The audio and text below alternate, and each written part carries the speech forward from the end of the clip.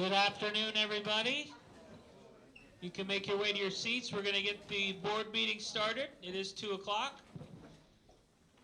Can everybody join us and stand for the Pledge of Allegiance?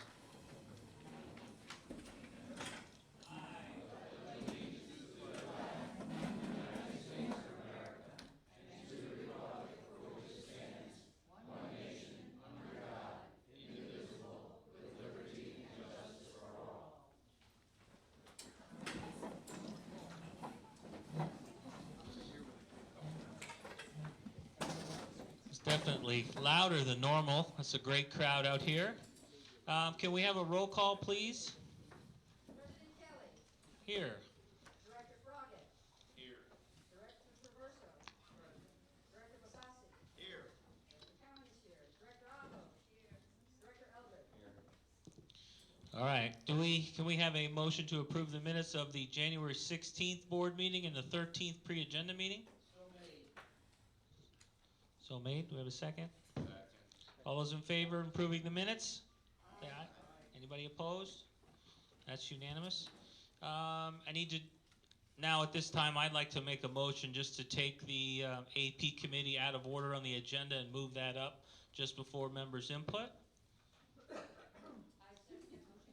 Okay, motion and a second. Any discussion? Is everybody in favor? Say aye. Aye. Aye. Okay. We're going to go into the AP committee report. I did type everything out just so I would have it. On February the 18th, the Board of Directors, by supermajority, voted to terminate the current manager's contract with Scott Feldkamp without cause. Mr. Feldkamp was paid everything owed to him within his contract, and both parties left on good terms. This was a business decision that both the AP committee and the board majority felt was necessary in order to continue to move the association forward in a positive direction. Scott Feldkamp has helped the RWA accomplish some very wonderful things, including the ongoing expansion of Broadmoor Park, helping with the association's financial position, including the relentless pursuit of accounts receivable, as well as foreclosure proceedings. Scott has assembled a fantastic staff, a fantastic and capable staff, and we're happy to say that they'll all be staying with us. Knock on wood. The AP committee is prepared, and the search has already begun for a new manager. So, thank you for that. Also being moved up in the agenda, and at the pre-agenda, I did mention that I would say some words on conduct. So I'll say those now. So needless to say, our conduct has been under par. Slipped in a golf joke on you guys. But seriously, everybody needs to smile and have a Coke. Board members need to treat residents and other board members with the same respect as they expect to receive in return. The same expectations need to be asked of all the residents as well. The old saying, you catch more flies with honey, needs to apply here. There's never anything that can't be solved, and there's never something so serious that a resident or board member needs to get so worked up over as to threaten their own health. It's simply not worth it, and I'll just leave it at that. We're now going to go, thank you. We're now going to go to members' input on agenda items. Do we have the sign-in sheet?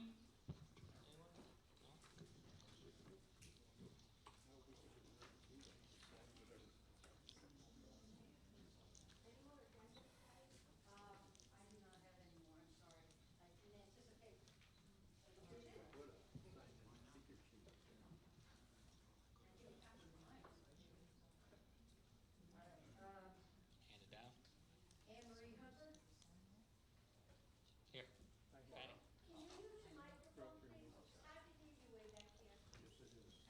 Okay, this is a attendance sheet. Is there a speaker sheet? Okay, the first speaker then, Anne Marie Hunter, 647 Boundary Boulevard. Good afternoon. All right, how are you?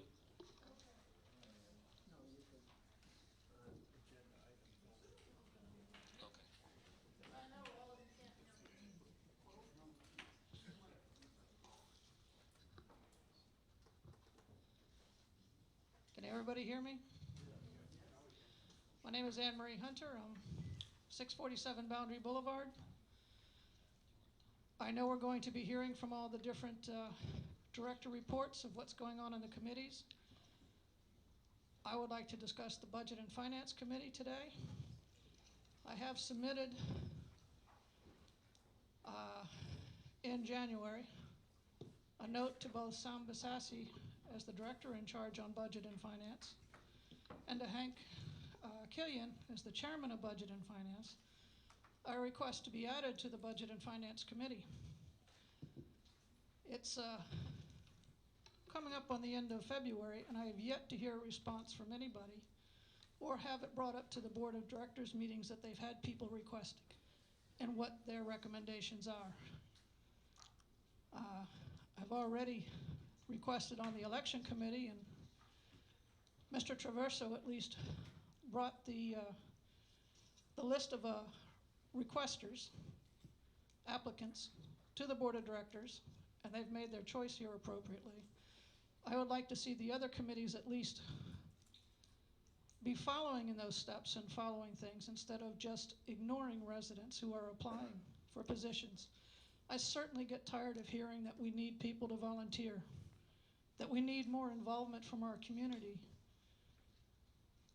and then fall into a well of silence when people do volunteer for things. Thank you. Thank you. Next to speak,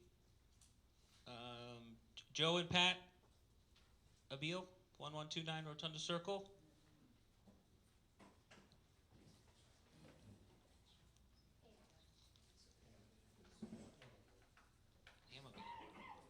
Joe and Pam. Pat. Oh, good Lord. Sorry, guys.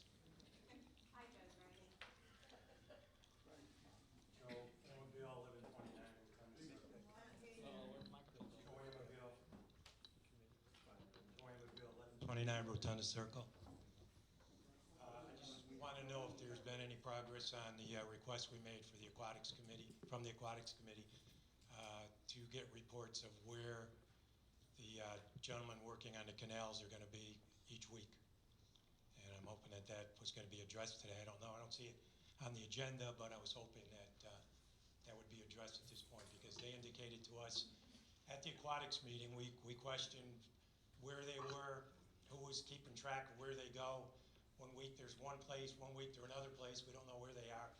According to the contract, there's supposed to be a schedule, I believe, where they're supposed to go and what they're supposed to do. So at the Aquatics meeting, it was a motion was made that they would, I believe with Diane was with Constant Contact, that they would post where they were going to be that week, so everybody knows where they are, what they're doing, and if they're doing what they're supposed to do.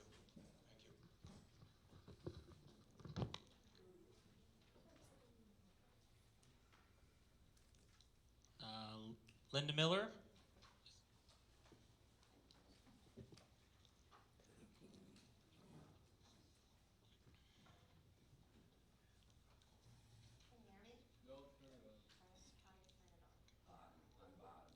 Derek, can you got to help each person. They're new to it. Let's just leave it on. Hey, Derek, let's just leave it on. Can you hear me now? Yes. Okay. I just wanted to say I'm Linda Miller, because I'll get yelled at for that, 1131 Rotonda Circle. And one of the things I wanted to say is that David addressed it already about the resident and board conduct. And I just feel that it needs to be spoken on a little bit more just to get, because after the last meeting, I really was considering just not coming to another meeting and just not having anything to do with it, because, you know, we're not hypocrites. We're hard workers. A whole group of us worked so hard for this community. I love this community. I came here to make this our forever home. And I've met so many wonderful people, and I've made so many new friends, and we all don't see eye to eye. Some of my friends are diametrically opposite of me, but we still love each other and we still do things together. It's a great community. And we worked really hard. We came together as a community. Diane started. I came and offered her my help because I saw she was overworked, and we got rid of those darn sidewalks. And you know, we got rid of them because people can't afford them. They're not necessary in the first place in some of these areas, and people can't afford them. We came together, and we worked to get rid of the ridiculous $300,000 for signs for our community. We came together as a community. We are people of action. So we are actually the people that you should want on your committees and on your board. And you know, maybe we haven't always conducted absolutely perfectly. However, it's because of the pushback that we have gotten from this previous board that we have been very much on the defensive. And I don't like that any of us have been called hypocrites when we've shown action. We have been behind our words. We put actions behind our words. We saved you money on how they were going to charge for paving the streets by fighting with the commissioners. We have gone to meeting after meeting. We have met with people after people. Do you think we really like doing all that? Hell to the no. I have stuff I want to do. I want to play golf. I want to have a good time. But we felt this community needed us to help to get this, you know, away, and people that can't afford it. So don't down us for that. There's many people that have hated us because we're people of action, and that's wrong. You can disagree with us. That's okay. That's really okay. But don't disrespect us when we've worked so hard. And in regards to what Ann said with these committees, we would like to be on committees. We're tired of being told we can't be on committees. You have a huge community. You have people that we have come from all walks of life. We are smart. We've worked in many different businesses. We have a lot to offer. You have the same people on the same committees all the time. Is that right? I don't think so. You need new blood. You need new people with new ideas, and you need to be open to new ideas. Okay? That's exactly 3 minutes. Thank you. That was exactly 3 minutes. That was a lot in 3 minutes, and I can't even say what agenda item that was on, but thank you. Frank Warren, at the end? Okay. Louise Kirsch?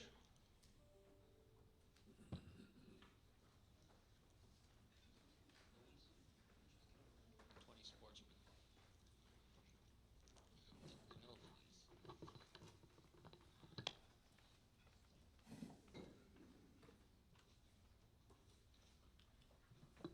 I'll do another. Can you hear me? It's on? Okay. There, I'm going to swallow it soon. Louise Kirsch, and I live at 20 Sportsman Lane.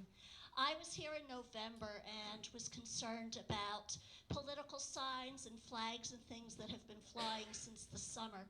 I was happy to see that on the agenda for today, it looks like that's going to be addressed, and I want to encourage you to address it.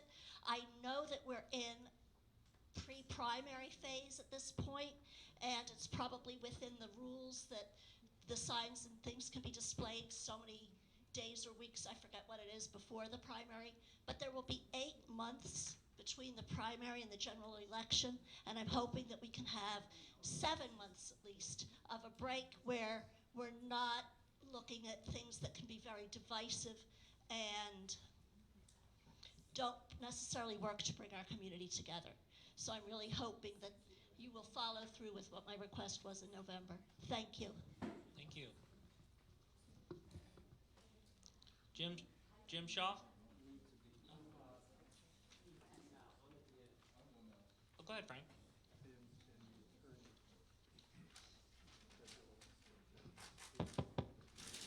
Stick it in there. Hello, everybody. Frank Warren, 1043 Rotonda Circle. Okay, Testing. close. Can you hear me? Yeah. I just want to say, for the record, I agree with Linda Miller and concur with what she was saying. There's been a lot of residents here that's gone to bat for the rest of us, and it has saved us hundreds of thousands of dollars, and I appreciate that as a new resident. The second thing I would like to say is I want to applaud the board for making the move that they did to replace our manager. As a new resident, I seen things that I did not like.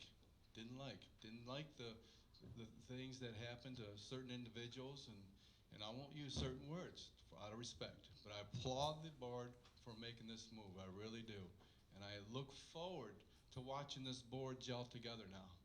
I really do, and work together, and I would love to support that. The other thing that I like to see is when you do hire a manager, okay, there's nothing wrong with looking at the assistant manager if he's quite capable of doing it. I've got no problem with that, you know. The other thing I'd like to see is I would like to see that manager's parking sign taken down. This is not a place where an HOA manager sets up his own Shangri-La. He doesn't deserve a parking spot with a personal parking spot which says manager parking only. Take it down. That's my parking spot. That's Linda's parking. That's your parking spot.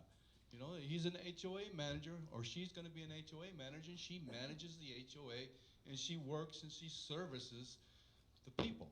And that's what she or he should be doing. They should not be setting up their own Shangri-La in their own kingdom here, because that's where I think we went array here, just from the little bit that I've viewed since I've been a resident here. I would like to see, when you do get an HOA manager, that HOA manager communicates with the residents. Find a way to get to the email addresses of your residents, and that HOA manager needs to communicate to his residents weekly. Email blasts. What are you doing? What improvements? You know, this needs to happen. This other HOA manager, you know, he didn't communicate, far as I'm concerned. I didn't see any communications coming out. So I think that's going to bring a lot of things and solve a lot of issues when the communication is actually approved. So with that being said, I appreciate what's going on here now, and it's nice to see something refreshing moving forward. Thanks. Thanks, Frank. Jim and Diane, are you both at the end? I would like to say a few words. Okay.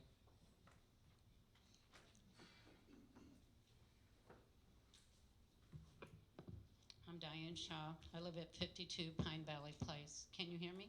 Yeah. Okay. I want to echo some of what Linda said, but first I want to acknowledge what she said because she said it so well. You guys, when you look at us, we get the feeling that you see us as the enemy, and we are not the enemy. Like Linda said, we take our time. We took a lot of time out. I personally began working on the MSBU over a year ago. I got 460 people to come to join a group, and 400 of them to come to a meeting and to bring down our taxes. I helped get a refund for everybody in this community. I did not personally gain from any of that. My whole intention always was the betterment of my community, and it still is. And regardless of some of the verbal attacks that I have taken, one of them recently, I'm not going away. I'm still here. I'm never going to quit. As long as I live here, I'm going to care about this community, and I'm going to contribute. What I hope will happen is that maybe, as I said at the last meeting, the hostilities will end, and we can get together and work as a group for the betterment of this community. The group that I brought together and I have demonstrated our ability to get things done. What we want to do is get things done through the RWA. There are a lot of really good people here who have proven that they care and have taken their time and have offered our time and our talents and have been rebuffed. What I would like to do is maybe see this be the beginning of coming together and in choosing to work with one another and take advantage of all of the talents that we have. We've offered them to you. We're available. We're willing. We just haven't been accepted.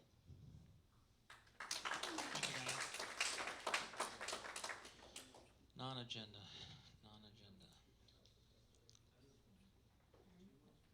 No. Jim, you're waiting later? Okay. You signed up for it. She signed up. Great. Jim Shaw, 52 Pine Valley Place. Wow, what a crowd. Okay, this is really good. This is really, really good to see all of you here today. I know a lot of the board meetings weren't like this. I have a friend that once told me that if you don't participate in government, you get the government you deserve. And I encourage everyone here to participate. throughout the efforts of my wife and her group, I've met some people of talents that just amaze me. Some very, very intelligent people who held high power positions in industry and in their jobs. They can contribute. These people were out last summer in the heat collecting signatures for the benefit of all of us. And they did a phenomenal job. They're very well organized. We have some people here that are terrific at organization. They're dedicated to this community and they're hardworking. Now, the other thing, I would like to commend the job, just as Mr. Warren did, for the actions that you've taken. I see this as a new beginning for this community and one that we all deserve.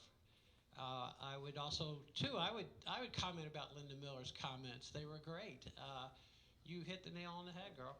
And I appreciate it. I appreciate the attitude of the board and look forward to us working together in the future.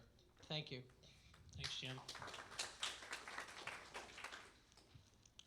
Okay, we're going to move on to officers and committee reports. Treasurer's report being the first one. Sam?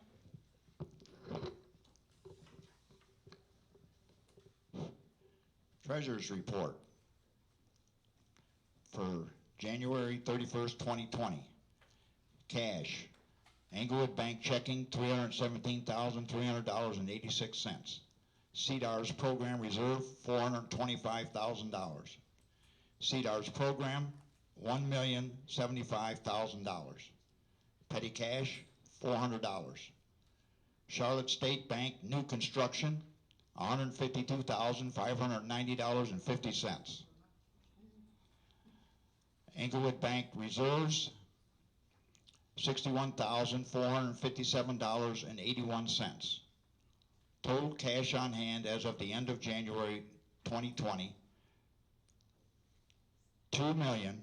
first time ever, $2,026,749.17. We have the most cash on hand that we've ever had. We are debt free. We've got 75% of the owners have paid their assessment so far this year, with about a week to go before the fines or the late fees would go into effect. So we're in excellent shape financially. We're debt free, and that concludes my report. Thank you, Sam. Committee reports. We're going to go to the Activities Committee. Andy?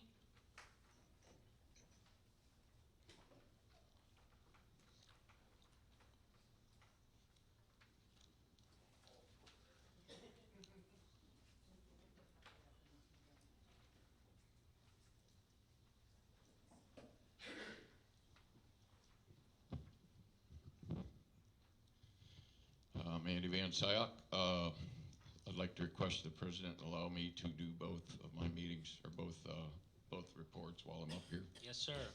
So I won't have to make that long walk more than once. Okay, activities, since it's first in the alphabet and less fireworks in it. I need to ask for a motion to approve a couple of dates for community events. One would being the 5th of December 2020 for our Christmas parade, and the 8th, okay, 11, wait a minute, that can't be right. I got 11/8/20 down, but that can't be right. This is going to be the week before that, so it's going to be 28th.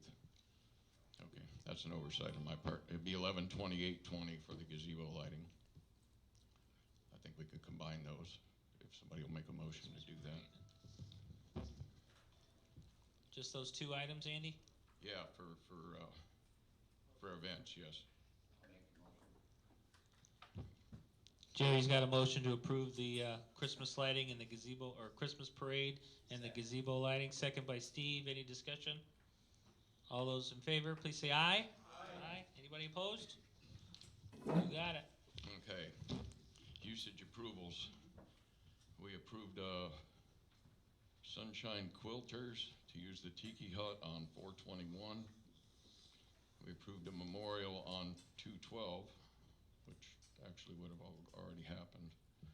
And 5/21, May 21st, a wildlife presentation. We also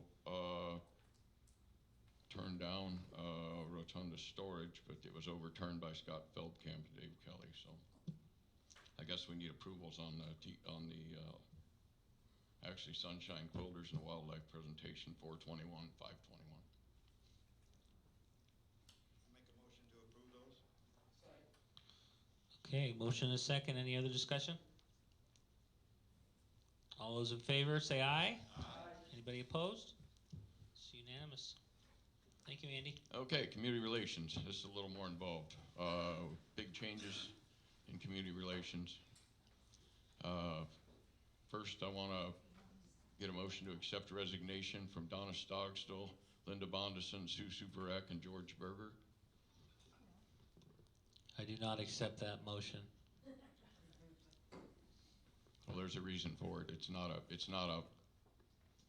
hostility thing. It has to do with the fact that events were removed from that committee. Okay. And events have been moved to activities. These people are also on activities with the exception of Mr. Berger. Got it. It's just an official thing that they're not involved with the Westways, the website, and the communications, Okay. and that's what community relations is going to be doing from this point forward. We need to make a motion for Andy. Jerry makes that motion. Do we have a second? Sam seconds that. Any discussion? Repeat the motion, please, Andy. Acceptation of Donna Stogstill, Linda Bondison, Sue Superak, and George Berger. Because they're going to a different committee. Well, because Mr. Berger's retiring. The other three are already on the activities committee, and we handled events on both committees. And in order to avoid redundance, we have eliminated events from community relations. So it's just a shuffle, is all it is. Housekeeping. Okay. All those in favor say aye. Anybody opposed? It's unanimous. Okay. Now, the committee, oh geez, I overlooked something on activities. I'll get back to that in a second. Remaining on the committee, at least for now, myself, Dave Pulaski, Barry Keene, Nadine Clue, and Karen Harvey. And the committee agreed that we would like to appoint Ms. Patty Aho as the chair of this committee. So I'll need that motion.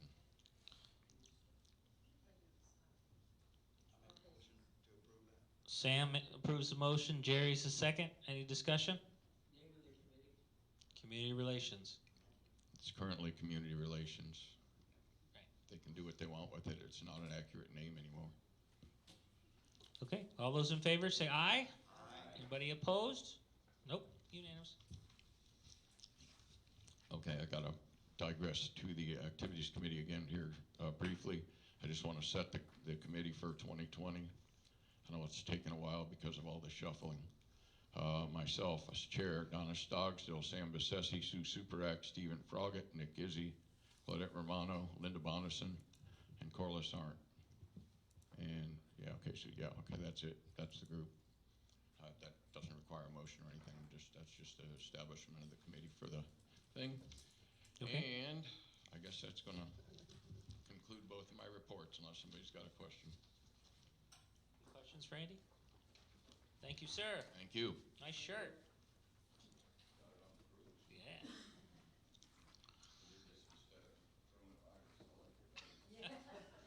Aquatics is up next.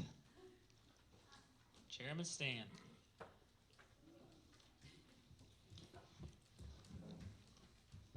Okay, Stan Plizga, 688 Boundary, Chairman of the Aquatics Committee. At our last meeting, Tim Farrell from Florida Aquatics and Derek Hedges, RWA Assistant Manager, described the maintenance of the Rotonda canals. They discussed the maintenance techniques of chemical, biological, and mechanical as ways to control invasive plants. Residents were given the opportunity to ask questions so that they be better informed, educated on the ongoing issue of the changing dynamic system, and has to adhere to the guidelines of regulatory agencies. Control invasive plants, manage erosion issues, remain a stormwater control system, and be aesthetically pleasing. I think that went very well. I everybody got to ask questions, and I think they were pleased with the answers. Now, the motion was made by Nick Gizzi to use constant contact as a means to inform residents of maintenance issues. What I'd like to comment about that, yes, I will use constant contact. That's once I understand how to get to it, how to use it. But the issue with the schedules, the committee has no authority at all over the contractors. So that is done between the staff, the manager, and the contractor. Those schedules are made by them.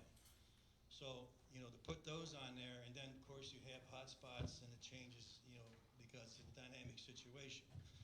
So maybe a better thing to do, I'm certainly going to put a lot of data on there, so you can certainly appreciate the data of what we do. But in this issue, I think it's better maybe if, since we don't have a manager, we just provide that on the table or something. You can see what it is, but that doesn't mean that's what it's going to be.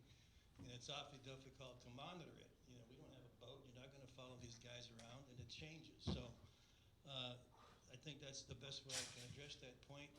You know, once again, I will use constant contact for data information, but for the schedule, I don't think it's a good means because of its changing environment. And also, Jerry Elder joined the committee as a member. He's appointed by the board. This is a tough one because if you look at our policy and procedure, it wasn't totally followed. But I accept Jerry as a member of a committee, and I respect that. As far as I'm concerned, he is. Now, the board has to make a decision as to what they're going to do next. It's not my decision.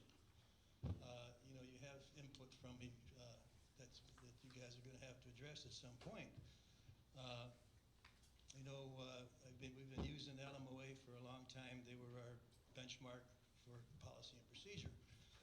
And they have definitions for example, we don't have a definition for a liaison person. They do. So there's a lot of good things. That you have all the background over there to address these issues. So that this doesn't happen again, and if we follow our procedure, I think this will all go away. So, is there any more questions for me? Otherwise, the details will be in the minutes. Peter? Sure. I have chatted with Stan Pliska. I will email out to the board of directors the website for the LMOA board. It's a very interesting website. Years ago, a lot of us looked at it, and that was the basis for the policies and procedures. For the members, if you got a pencil, I'll just give you the web address. It's LMOA Voice. LMOA Voice, we can talk, .org. Very interesting website. Very interesting website, very interesting association. If you have time, look and see how they do things. But that was the basis. Stan had researched this. Took him a number of years to get the board to finally get policies and procedures. But once you look at that website, you can see how they're organized. And I will also email it to my fellow directors. Thank you. Thank you, Stan. Thanks, Peter. Okay. Anything else? Thank you, Stan. No, guys. At the end. At the end. All right, budget and finance. Hank?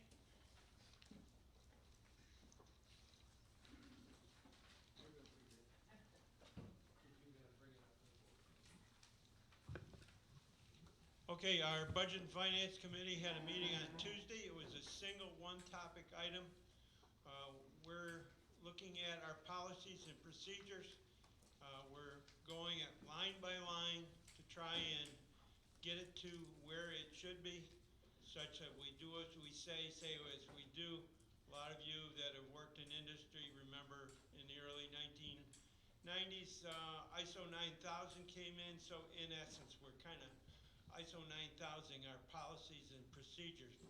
So next month will be one topic item again to work on this. We only got probably 1/3 of the way through it. We are taking every paragraph, checking it, make sure it says exactly, mimics what we do here in the community. And when we get done, we'll give it to the board, and they can review it, and hopefully they'll be pleased with the document that comes out of it. There are a couple other items that Mr. Bessetti will address here as the board.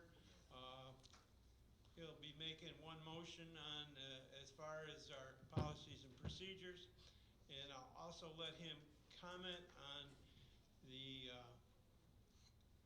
comment that was made about our committee makeup. Sam made a motion, or not necessarily a motion, but a statement on what our makeup is, including the new member that was joined to the committee here several months ago.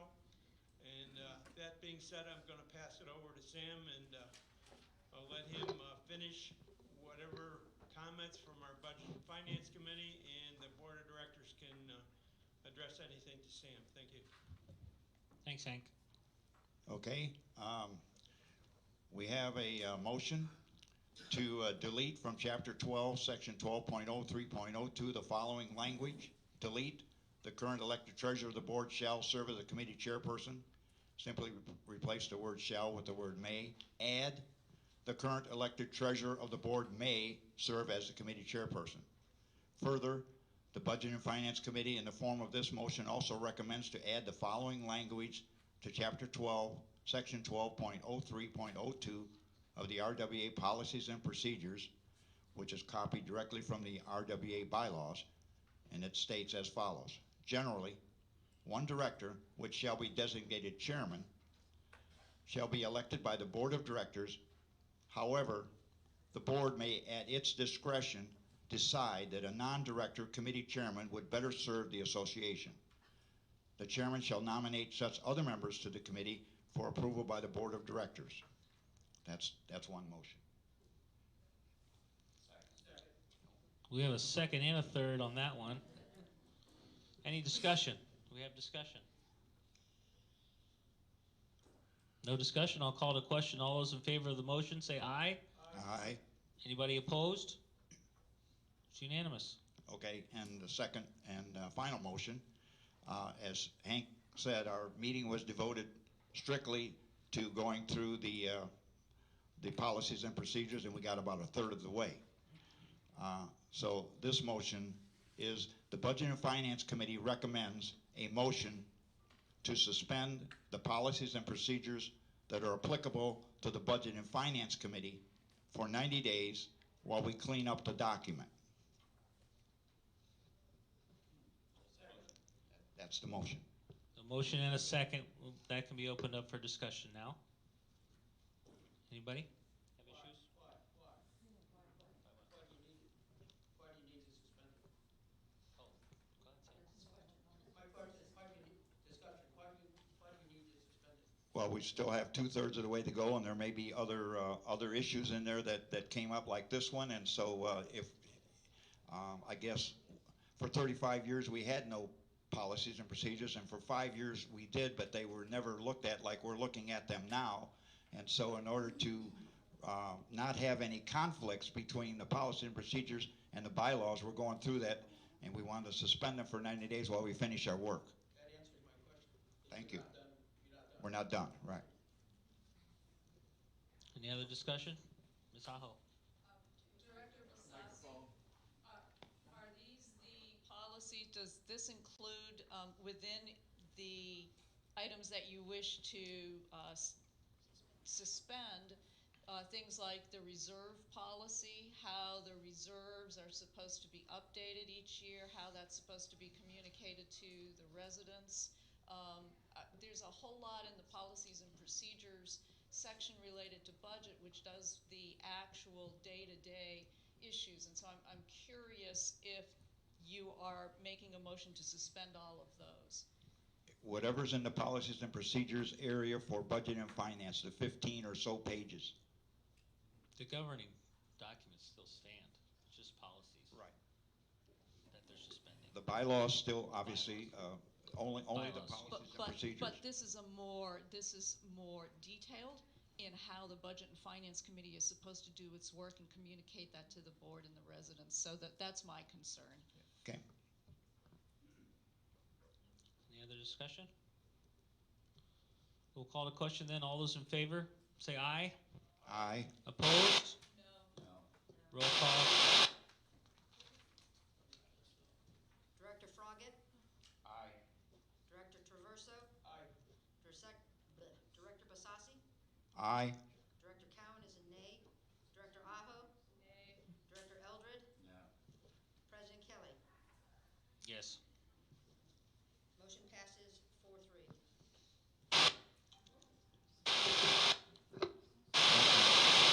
What is that? That concludes. I almost voted no. I think it's 6 of one, half a dozen of the other.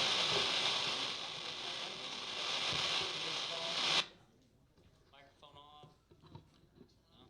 Well, that one was barely on. That's confusing. Thank you, Sam.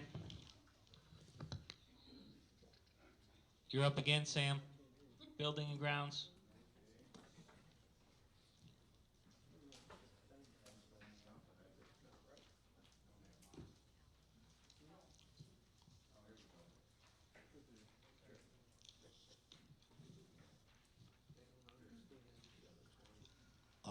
Building and grounds report for the board, February 2020. There were 10 residents in attendance. Project progress report. Derek reported that 7 mowing cycles in 2019. The first cycle in 2020 is tentatively slated to begin in March, obviously depending on the weather and the equipment and the manpower and other priorities. Nevertheless, we're just weeks away from starting our first cycle. Memorial Parks and Broadmoor, our common areas are done weekly. Update on the Canal Bank schedule. All 5 cycles were reported in 2020, and this is slated to start perhaps in May. Upgrading the community center's audio-visual system. Microphones is ongoing. It might be completed by in a few weeks. Next project, install additional sidewalks near the administration building. As you walked in, you might have seen that that was completed yesterday. Add additional parking spaces near the community center. We now have 2 quotes, and to add the 6 handicap and 7 other spots for a total of 13 spots. We're waiting on 2 more quotes. That's getting very close, so that's probably going to be done in the next couple of months. Replace the sector signs. I don't know if any of you have noticed or not, but all 30 or so signs were replaced in the last week. They're very nice, they're very decorative, they're reflective. So that job is complete. That was approved, and that job was completed this week. As you go home, you might want to look at the sector signs. They look very nice. Asphalt resealing, that is going to be done this weekend. It was started a couple weeks ago, and then between the weather and the equipment, it had to be delayed a couple of weeks. That'll be completed this weekend, weather permitting. I don't see any problem there. If you have your phones on, we now have a second Wi-Fi in this building. It's Rotonda West Guest. No password is required, so you can check it out. You can be online here in this building. That was completed this week. Guest Wi-Fi.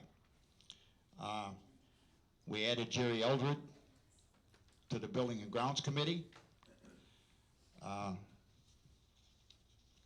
Get to page 2. Derek is going to place 4 to 5 more alligator warning signs around the water areas. We're working on getting 3 or so shelters, like bus stop shelters, to be added. Derek's got the plans and the samples. That should be completed in the second quarter of 2020. As Derek reported the last meeting, some of the benches are deteriorating, and we got him. He's going to get some replacement benches similar to what's in the memorial parks. It's a composite and concrete bench, so you can't pick it up and throw it in the pond. That should be completed in the second quarter of 2020. We're probably going to get 3 or 4 benches, whatever the money will go. So I have 2 motions. One motion is to authorize purchasing up to 3 bus stop type shelters for a total cost of $10,000. That's a motion. Motion and a second. Discussion on this. Where will they be placed? What do they look like? They will be placed at the spots that are on the master plan in the walk area, in the walking areas of the park. What was the other question? What do they look like, Sam?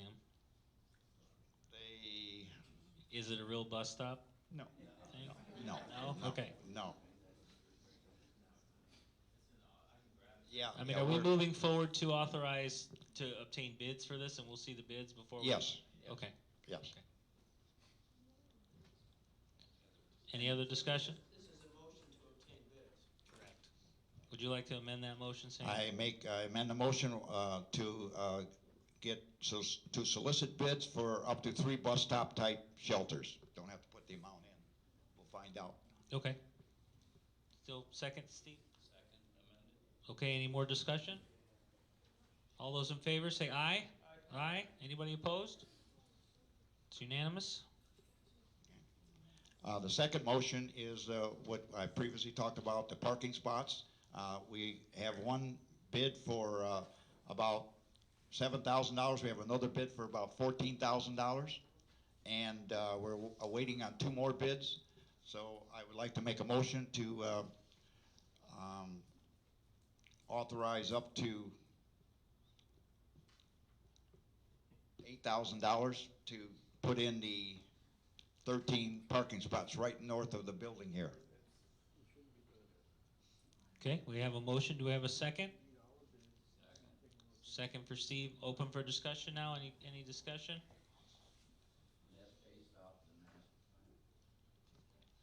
Jerry? Microphone. He said, is it based off of the master plan? Yes, it is. Sam, on your previous motion, you didn't have a price.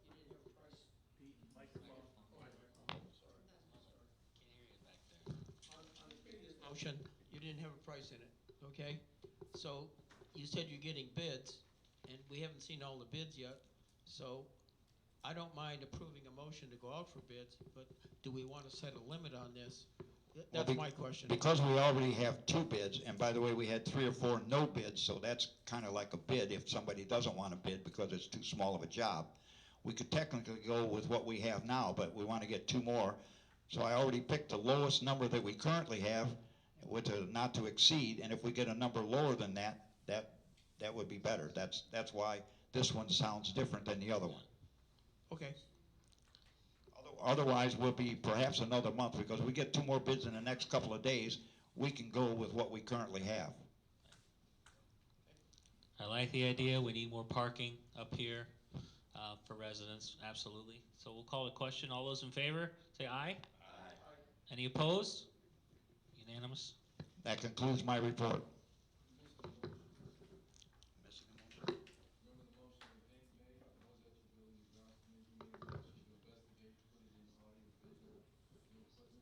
Oh, that's later on, Frank, that's later on in on the agenda here.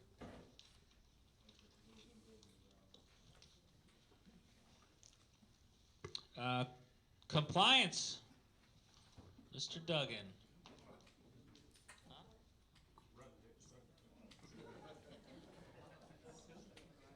That'd be great. Hey, this is part of his day. It's part of his day. He's gonna say something.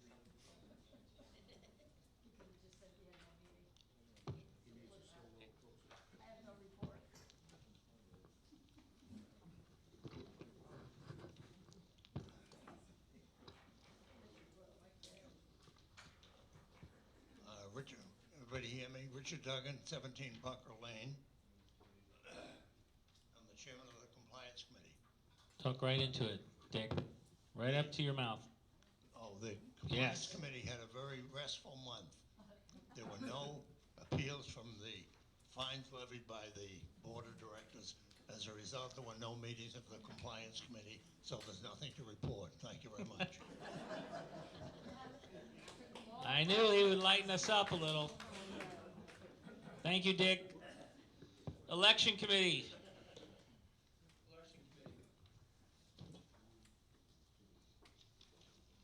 The committee did not meet.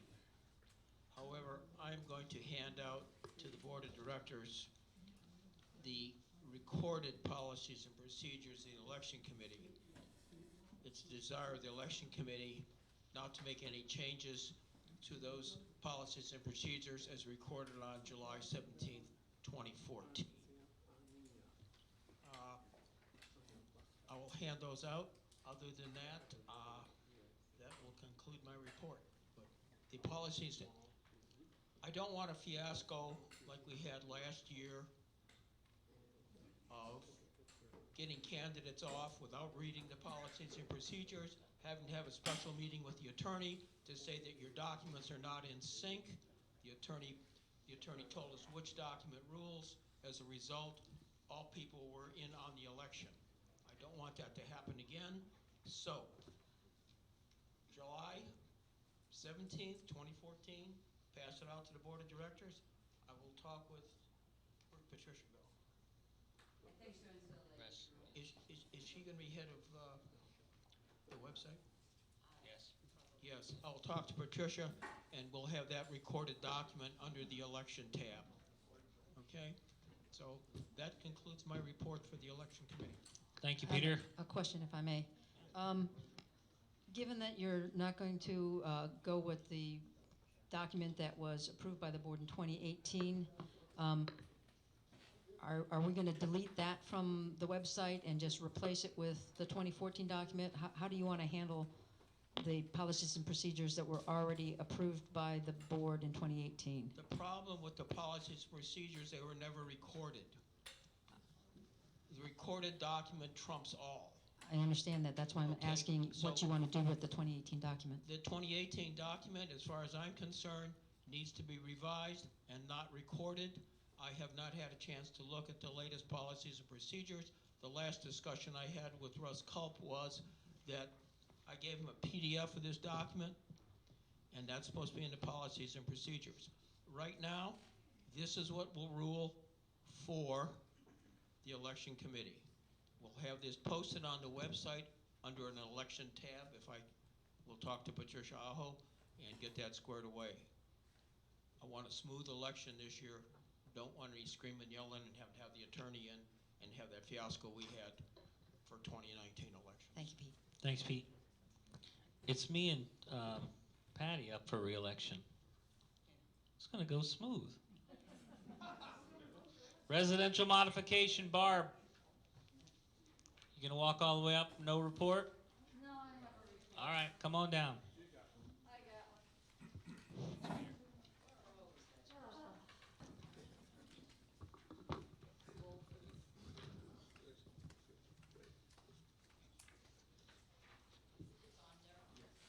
I'm Barb Pesco, chairman of 18 Long Meadow Road, chairman of the Residential Modification Committee. Excuse me. Since the last board meeting on January 16th, 2020, there were 2 RMC committee meetings on 1/28/2020 and 2/11/2020. Total applications since the last board meeting were 132. Total approved were 129. There were 3 disapproved. They were 3 incompletes for site screens, shutters, and a screened entry and garage. None of them were tabled. The breakdown was painting, 68, fence and site screens, 11, roofs, 21, windows, doors, and shutters, 6, driveway expansion, 1, skylight, 1, screen entry and garage, 6, flagpole, 1, landscape hardscape, 6, solar panels, 1, dock and dock repair, 2, gutters and fascia, 1, pool, cage, and lanai, 5, and cement slab, 2. Respectfully submitted, Barb Pesco. I also would like to say that we are in the process, the committee will, on the March 10th meeting, we'll get together after we approve all the applications, and we are going to revise the application for RMC. It's very complicated for people. People don't know what they're supposed to have. So when we get it, we have to disapprove it. we're getting a bad reputation on being somebody who doesn't want to approve things. That's not what we're trying to do. We're trying to go to the guidelines and the deed restrictions. We have to follow them. So we are going to revise it and get it so it's black and white and nobody can have a problem filling out what they need to fill out. And we also will go over the guidelines to make sure that they correspond with the deed restrictions also. And I would recommend anybody who would like to volunteer for this committee. We will more than be happy to have you come and join us. If you come to a meeting, come watch what we do. If you like it, ask and I'll get you on there, okay? They're very exciting meetings, Barb. They're very exciting meetings. I know, we With have colors and things. I have a request. Sorry, go ahead, Sam. The three that were disapproved, Yes, were they totally disapproved, or they have to go back and they were fix something? incomplete. They were incomplete. When we disapprove something, it's because it's incomplete. They don't have what they were supposed to have with the application. And this is why we're trying to get the application so that people will have everything that is needed. They can resubmit, there's no problem. They can resubmit it, and if they have everything that we've asked for, then we will approve it. Can you hear that? Whose phone? I can hear it. Somebody wants approval. So the RMC, they're having the same issues too. The governing docs say you need to have a picture of your house. Our application doesn't say you need a picture. Right. So of course a picture's never submitted. So then they got to go back to them and say we need a picture. And there's items like that all throughout. I just request that Tammy also be involved since she is your Right. first base. She hits everything first. Well, she's at our meeting, so she'll be there. She Awesome. can, go over that. Okay. We already have Allison Aiken has done a great job getting something, a formed up. Draft, okay. Draft. And so we're gonna work on that and we'll go over it with Tammy and see if that'll help. And again, we have to go, I have a question though. The deed restrictions say one thing, the guidelines might say something else. Even though the deed restrictions say you need a app for your painting, you need a picture for that. If you have a roof, you really have to have a picture of your house. Anything basically that you do, can we put that in without having it approved by somebody else that we could just put in there? You need to attach a picture? On our application, yes. Right, but I mean, Right. does it have to be, does the guidelines have to say the same thing as the deed restrictions? No, the hierarchy of documents is the deed restrictions is a higher document, and so it's usually more broadly brush written. And then your ResMod guidelines, being a lower level document, can be more stringent, can be, more clarification, a Right, higher right. level of detail. That's than, what I wanna know. but and it's not a conflict. So we don't have to go to the developer. You don't have to change the and have to deed go restrictions No. because the Peter has something to say about it. Peter. Let me set the Should say record for the straight. deed restrictions. There's two documents that the developer approves changes to. One are the deed restrictions, and he approves those changes once the association brings them forward. The second document that he approves is the residential modification guidelines. What a lot of people don't understand is the last recorded copy of the residential modification guidelines is dated 2013. Your current deed restrictions were in 2015. So there may be conflict.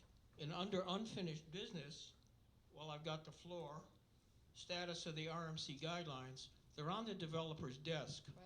But let me bring this to the front. And this is no offense to Barbara, to past RMC directors. There's been 3 changes, there have been 3 approvals by the RMC that did not follow the policies and procedures. The first did not follow the governing documents. The first was a 5-foot fence approved a number of years ago because of some service dog. Not too sure. The second was 2 years ago, a detached garage was approved by a prior RMC committee. It was approved without a connection, without a roof connection.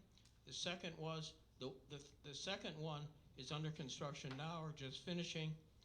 That same garage thing didn't have a connection. The RMC committee has really got to understand the deed restrictions. And right now, the RMC guidelines are on hold until we can get a hold of Sarah Spector. But what happened with the detached garages is that between the lots, there was a concrete utility pipe set there by Charlotte County Utilities. Okay? So, that's okay. You don't have to follow the guidelines. The problem, which really pisses me off, and if you like my language or not, I'm pissed off, is that in page 26 on the deed restrictions, there's a procedure for hardship variances. The hardship variance must be brought to the board of directors for unanimous vote, in addition to approval by the director. So, no offense to you, Barbara, and I'm not looking at you, but what I'm saying is we've had 3 instances where residential modification committees have approved something in contradiction to the deed restrictions without understanding that there is a provision for hardship. So, what you've got is a situation where you have kind of gone in conflict with the deed restrictions, got to sit down with the attorney, spend some money to make sure that in the future we can still do what we're supposed to do. So once again, my beef is read the deed restrictions. It's on page 26. I'll read it to you if you want. But if there's something that comes up, hardship, you can, with unanimous vote of the board, make a change. The developer has to approve that. So by not doing it, you put the deed restrictions and that thing in jeopardy. That's my beef today. That's my beef today. So, under unfinished business, it says status RMC guidelines. It's sitting on the developer's desk. The developer's upset what's happened in the past, and it's going to be a while before all this stuff is going to be synced together. First, we got to go to the attorney to make sure we know what we're doing. That concludes my report. Barbara, no offense to you. Well, you had a No, report. I understand it's no offense to me, because that was before my time. I mean, I was on the committee, but I was not aware of some of the things. The fence, though, I do remember that case, and that was a case of someone that had a handicap, and the dog was a service dog. Yes, ma'am. And that's the reason the fence was made higher, because the dog could jump over a 4-foot fence. But can I finish? Yeah, sure. The woman who asked for that came to the meeting. Yes. And she was said, I can legally do this because of the handicap. And so we were kind of like between a rock, you might say, a rock and a hard place. And what do? You want to get sued because you didn't let a handicapped person have a fence? Well, you know something? And I was there and I voted for it. I did not understand at that time that on page 26, which has to do with deed restriction enforcement, you get to Article sub G for George, waiver of application of governing documents. The association shall have the right to waive the application of one or more covenants of restrictions of the governing documents to permit a deviation from said covenants or restrictions as to any lot tract where, in the discretion of the board, hardship circumstances exist which justify such waiver of deviation. Shall be approved by unanimous vote of the board plus the approval of the developer.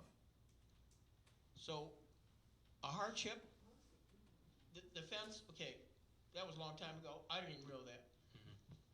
The thing with the garages, you have the detached garage, they've got to be attached via roof, with a breezeway or a roof line or something like that.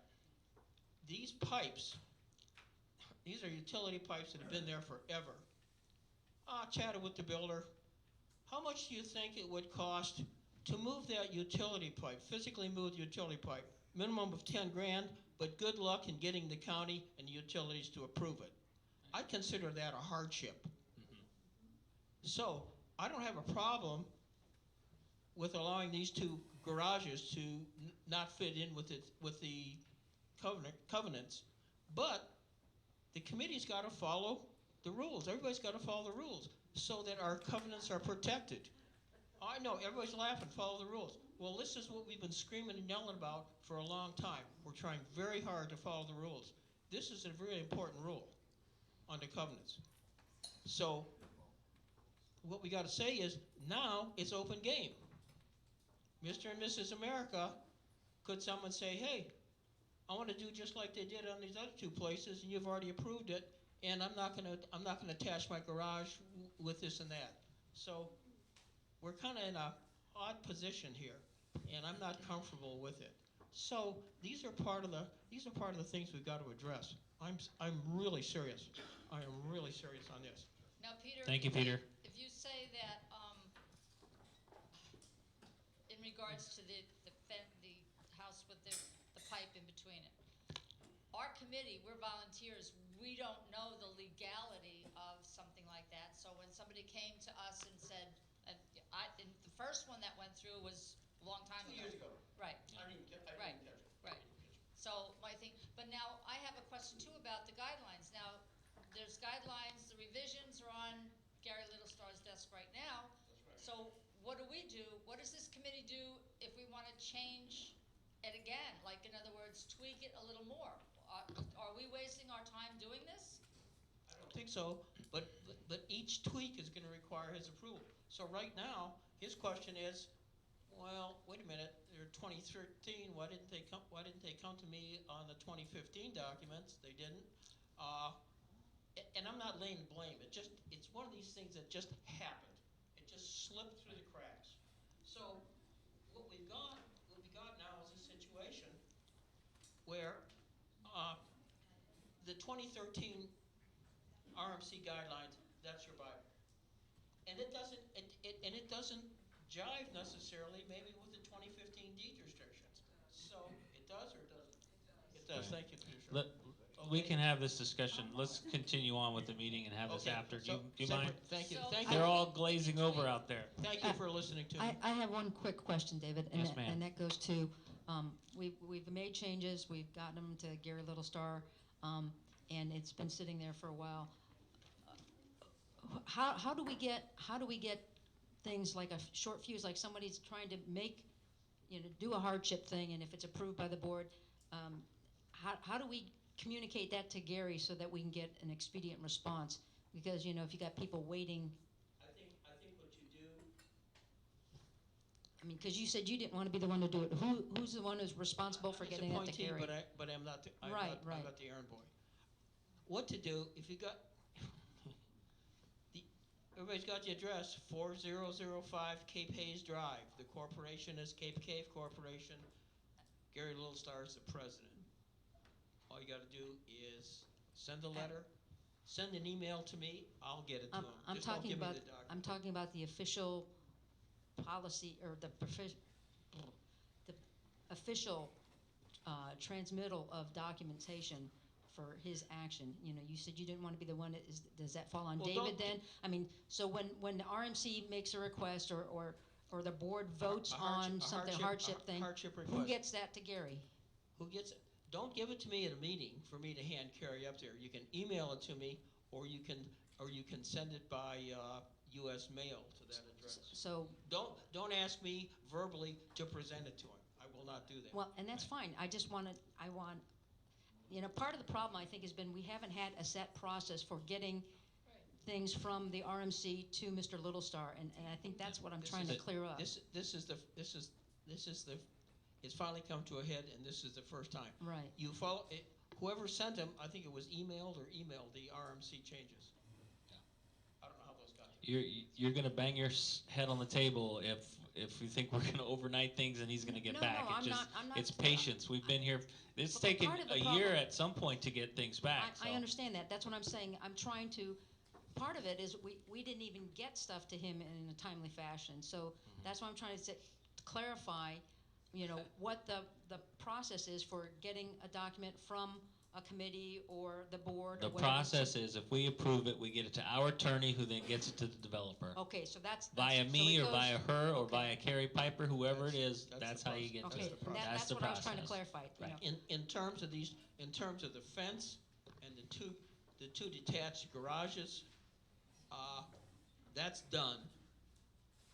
And what I really feel we need to do is to talk to the attorney to see what's the best way to, I'm gonna say resolve it, but something where maybe it comes to the board years later and the board says, revotes it on a 7-0 thing, and then it goes to the developer, and the developer says after the fact we approve it. I don't know. Right. The fact that we haven't done anything is not good. Patricia, can you add any comments to that? You have a,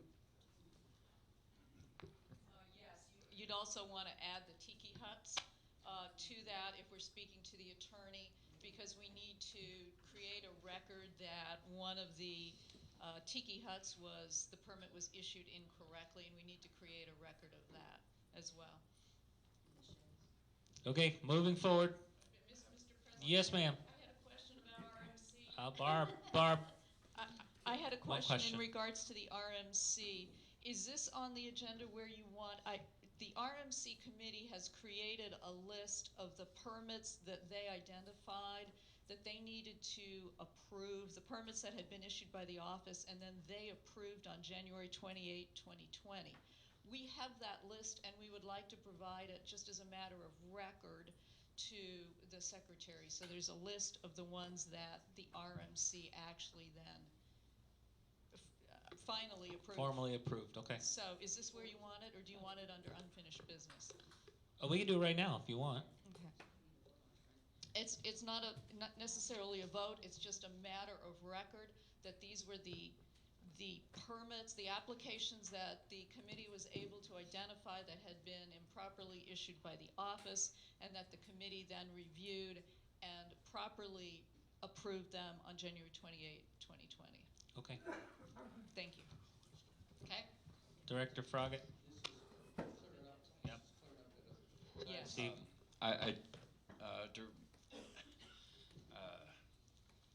Director Traverso, I'd like to ask, when you say the hardships have been done, does that mean they are delivered? They haven't been acted on.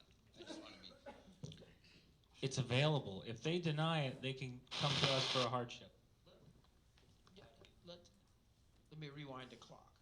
Not too far, Pete. Okay, Don't rewind it too far. I'm trying to clarify that. Let's say Frank owns the lot next door, and he wants to build a detached garage. Lo and behold, there's a utility pipe there. Okay, so by the restrictions, you've got to connect the garage. County's going to say you cannot have anything going over their utility. You can't have a breezeway or a wall. Okay, there's a hardship case, and we would just allow you to put a little fence in between it. The RMC committee, going forward, if they see that as a problem, comes to the board. Right. They make a decision, we want to approve it. Frank's petition comes forward to the board approves it 7-0 because of the hardship and the cost to do it. And then bingo, we go to the developer and explain 1, 2, 3, and it gets done. So after the fact, Right. no, the attorney didn't have to do it, the developer. It doesn't say anything about the attorney in here. But we could run it by the attorney if you want. Either way. Thank you for raising the issue. Does that answer your question? Whoever had your question. Let's just go on to the- Wildlife Committee. Let's go to the Wildlife Committee and let's all meet Debbie Yeager.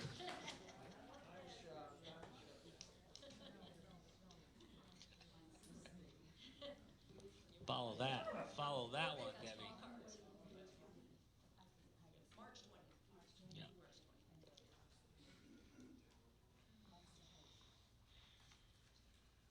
Yeah. Hello. I've never done this before, so I'm not sure if I'm doing it correctly, so correct me if I'm wrong. Yeah. I'd like to introduce myself. I'm Debbie Yeager. I'm the new chairperson for the Wildlife Committee. Patty Cohen remains our liaison. I'd like to say that the committee is working very hard on staying communicating and staying in communication with the Rotonda West Association. We're working on the well-being and the protection of the wildlife that's native to our Rotonda West community. We also are working on educating the members on methods to protect our wildlife, advocate for our wildlife, and live in co-harmony with our wildlife. We ran into a little snag this week. I took over as chairperson. There was extenuating circumstances that our chairperson, who was Patty, was not at the committee. So we also had several members out with illnesses. We did not have a quorum as far as I knew. So we did not make any votes. So we did not approve any minutes from last time. We took minutes this time, but it was more of a working discussion meeting of the members that were there. We had a pretty small group, but we had a very fruitful and beneficial hour-and-a-half discussion of what we want to go, where we want to go, and what we want to do from this day forward. I want you to be aware of the fact that we're working in conjunction with Westways to get out information on the wildlife. We are also working with, and I just touched base with Stan, in conjunction with the kiosks that are over on our buildings, over by the office. So we're working hard at that. Our minutes and everything will come out and be approved. I'm sure we're gonna go to the next meeting. So it's just hello, we're here, and if there's any other questions. Oh, the other thing is, if anybody would like to be on the committee, we're open for new members. Any questions? No? Do you have any dates that you Oh, want? that's the other thing, correct. Thank you for reminding me. Andy mentioned that they approved March 21st. Well, no, they approved May, it's the Cougars and Bobcats, I think. Oh, they didn't approve the May? No, well, March didn't, no, that was May. Who's, Bobcats But, and Cougars. okay, got it. who's on first? March, and, yeah. All right, March, he April approved May presentation. 21st, which is a Coyotes and Bobcat presentation. We have one coming up in March and one coming up in April. And Claudette, I think that was turned in to you to see if the calendar worked, but I don't think That's the important part. it hasn't gone to Okay. activities yet. So we're about a step behind because of a change, and then I didn't have a lot of guidance at our first meeting. Thank you, Debbie. So, I'm going to make a couple of motions regarding the Wildlife Committee. The first one is we would like to order, and this was approved by the committee and voted on back when I was chair, way back when. And that is to purchase a Canon well, it doesn't have to be a Canon, but we want to purchase a video recorder with audio inputs. And I've given everybody copies of what we were looking at and the specs. And also we would like to order a memory card to go with that. And also a case and a tripod.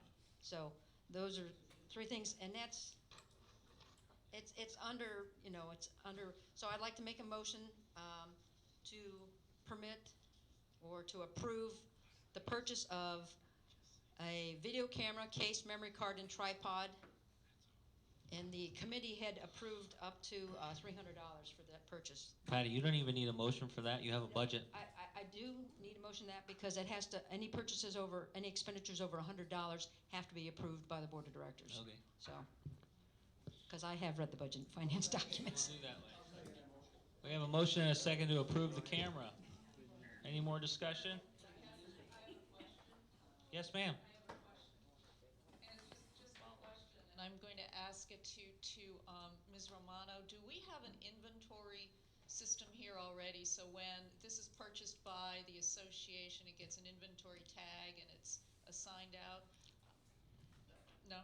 Thank you. I would just encourage us to think about establishing an inventory system so that we can track these pieces of equipment. Sure. That's all. Thank you. Go ahead, Peter.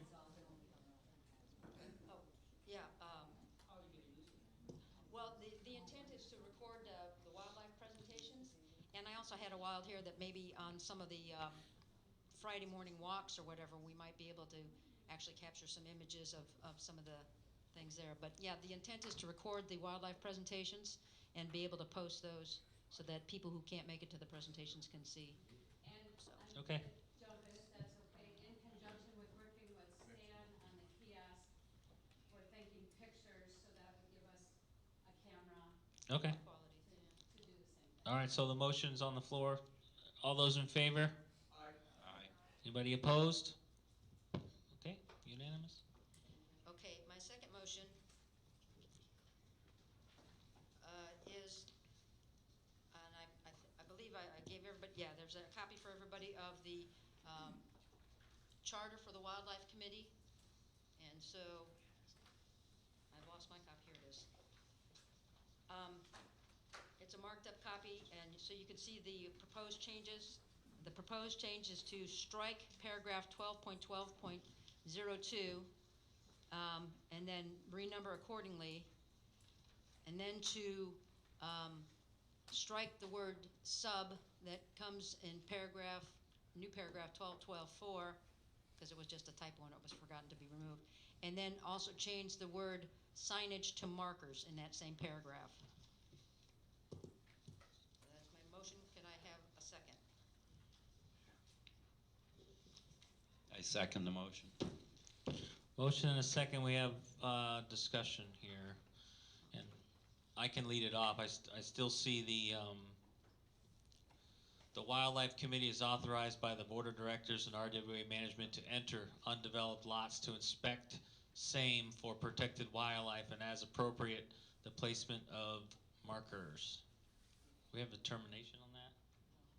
Determination meaning what? This is allowing all the committee to go on private property? That's correct.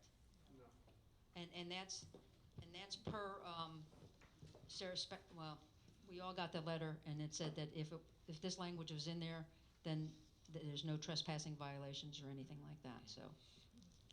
So if we go on their property and we put a marker on their property, it's now their marker. Essentially, and if Right. they want to remove it, they remove it. Okay. Or they can tell us and we'll remove it. Because we have had folks that Yeah, did but- not want a marker on their property, and so we've removed it. Any other discussion? I would not be in favor of placing markers on property unless you have written permission from the owner. You're getting into an area, someone trying to sell their lot, turtles come and go, got a marker, we don't want that law. I'm speaking as a broker and also as a director. Without written permission from the owner, I'm not supportive of 12.12.04. May I reply to that, Mr. President? Okay. The purpose of the markers is to save the association from any potential litigation regarding destruction to a burrow or the animals therein. And the purpose, when the committee was initially established, it was because the association had run over a burrow, which would potentially cause fining of the individual operator, the association, and and not to mention a lot of angst on the part of the residents nearby who treat these animals as loved ones, whatever. But the initial intent of the Wildlife Committee was to mark these burrows because the mowing staff did not have the time or the ability to mark all the burrows, necessarily see the burrows from their tractors. And so what we were doing was helping the association out by walking these lots, identifying where the burrows were so that they would not inadvertently be mowed over, subjecting the association to lawsuits and Okay, do you legal want to move penalties. forward with the same motion, or do you want to amend the motion? We'll call it a question. I don't understand what. Do you want to what amend your motion Oh, based on 20s? No, I don't want to remove okay. that. I Any wanna other leave it discussion as- then? Sam? It's on, okay. Well, the staff was doing this before. I guess I'm not in favor of committees or committee members walking on unimproved lots or private property to help the association or whatever. It just doesn't seem to, I don't know what committee's going to be next. I don't know, but the staff has done it. We haven't been sued in 40 years about treating wildlife badly, and I don't know what makes this so different than before. The staff, they've been watching diligently when they mow, and keep on keeping on the way we are. Jerry, you have anything? Steve? I just would like to say that the Wildlife Committee is fairly well trained in order to do this. They mark them with markers that don't show what it's about. So as for bringing down property values, I don't believe that's the issue at this point. I know that our insurance covers us if a committee member is injured. Our insurance is good for that. And the committee also keeps records of where they put them, and then they go and check them occasionally to make sure that it's still an active borough. I think it's an important function, and not to be taken lightly. If there are issues, we can rescind the permission. We can revise this charter or policy, and I am in favor of it. Most people know my position. Our job is to protect the residents. That's our responsibility.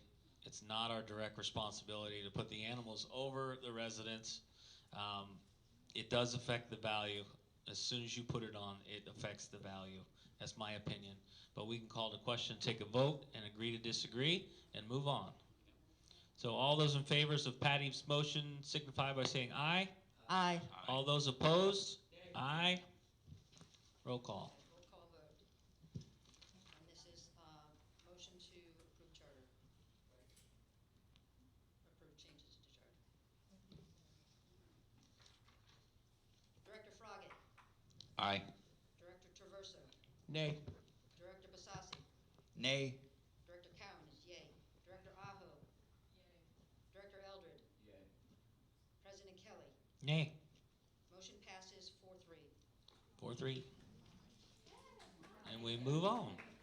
Any other motions, Patty? No, that's it. We are going to go to unfinished business. We've talked enforcement of policies and procedures to death. Status of sheds and tiki huts are going with the attorneys. Political signs and flags. At the last meeting I said we're not going to allow them. The office has been instructed to send letters to those with political signs, whether you're calling them a flag, a bed sheet, I don't care. You're going to get a letter to take it down. You're allowed to have political signage 60 days up before the election, and it does need to meet the side guidelines. So hopefully we can get rid of all the trashy signs that people are calling flags. We're not going to allow that. So letters are starting to go out. Yes? Just a little clarification.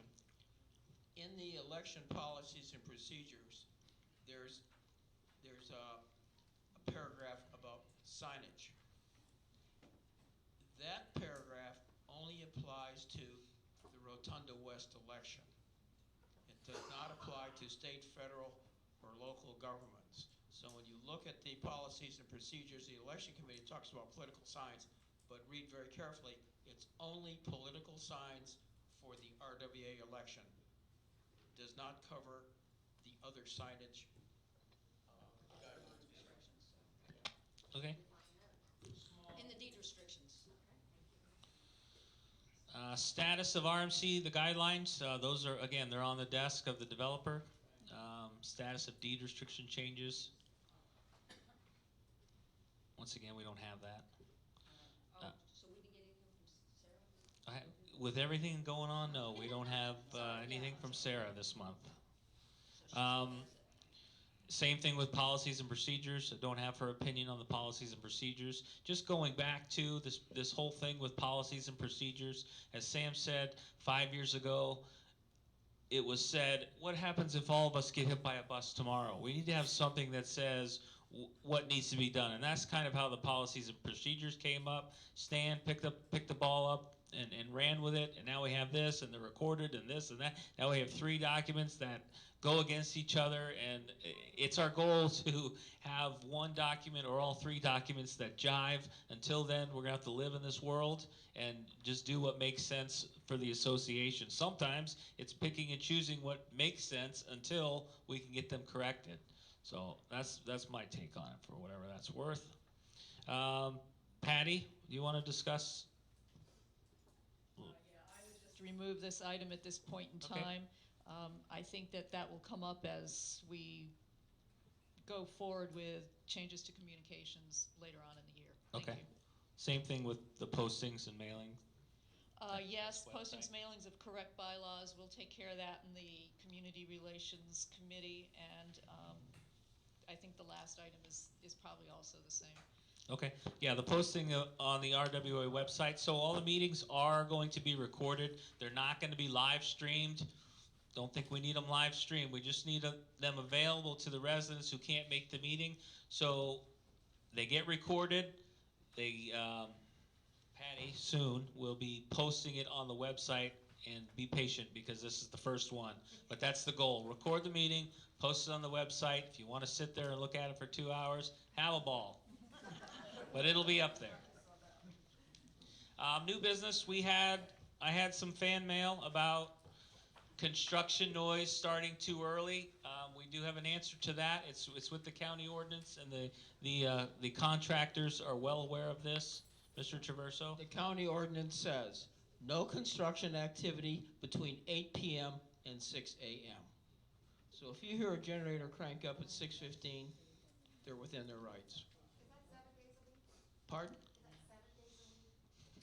Sundays also. I don't know that answer. I but don't know the answer to that. We'll get a copy of the ordinance. You- We were curious about that. that's a good question. Don't have an answer. So somebody will find that out. Yeah. I believe that's That's great. this week. I mean, I created a little flyer, a little brochure of the most common, most common violations. Okay, and rather than wade through the microprint of that, Microphone. rather than wade through, the microprint and that, because what the deed restrictions do say about this is that we will follow county guidelines where other things, and so So that's we'll what get a happens. copy of This is those. a county ordinance, and so I went to the county ordinance and I replicated it in this little flyer, which I believe is available in the office. All right, So we'll if get a you can copy. Get it, so. AV issues in the meeting center. We solved it, didn't we? Frank, did we solve it? Okay. All right. Members' input on non-agenda items. We'll have a sign-up sheet, and then we'll take any off the floor if we have them. If you forgot to sign in, There's no sign-up sheet for. there is now. Can you say something about something that's on the agenda that is an issue, or just a question? Yes. But there is now on the sign-up sheet. On the sign-up sheet, it says, "Speak agenda, speak non-agenda." So you can bubble all of the above or one or the other. So non-agenda item. Looks like Hank. Go ahead, Hank, while you're up. You don't have to sign in. If you have something to say, then we're gonna get to these first. The board made a decision to go in a different direction with a new manager. And I know that I took interviews with individuals who were looking to become an assistant manager here. And when we did those, we felt that Derek was the most appropriate candidate for that position. Going forward here, I know the board may also want to look at other individuals, But I believe also that we owe it to Derek to give him the opportunity to do the job as our current manager. He's here now, he's got more experience than anybody else. The board can decide that, hey, we'll give him a 6-month opportunity, see how he does. But I think we've got an opportunity here with a lifelong residence. I mean, his relatives have been here since day one. There's nobody here that knows Rotunda like Derek does.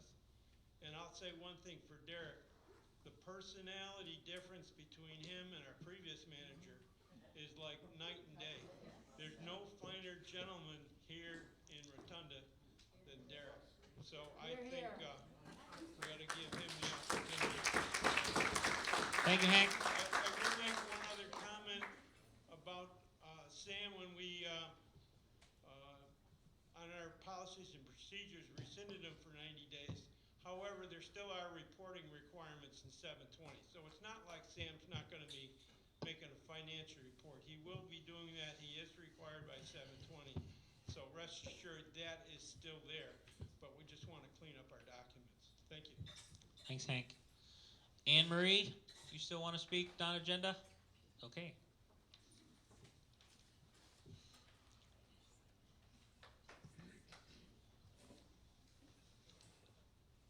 We got 5 and then those didn't sign.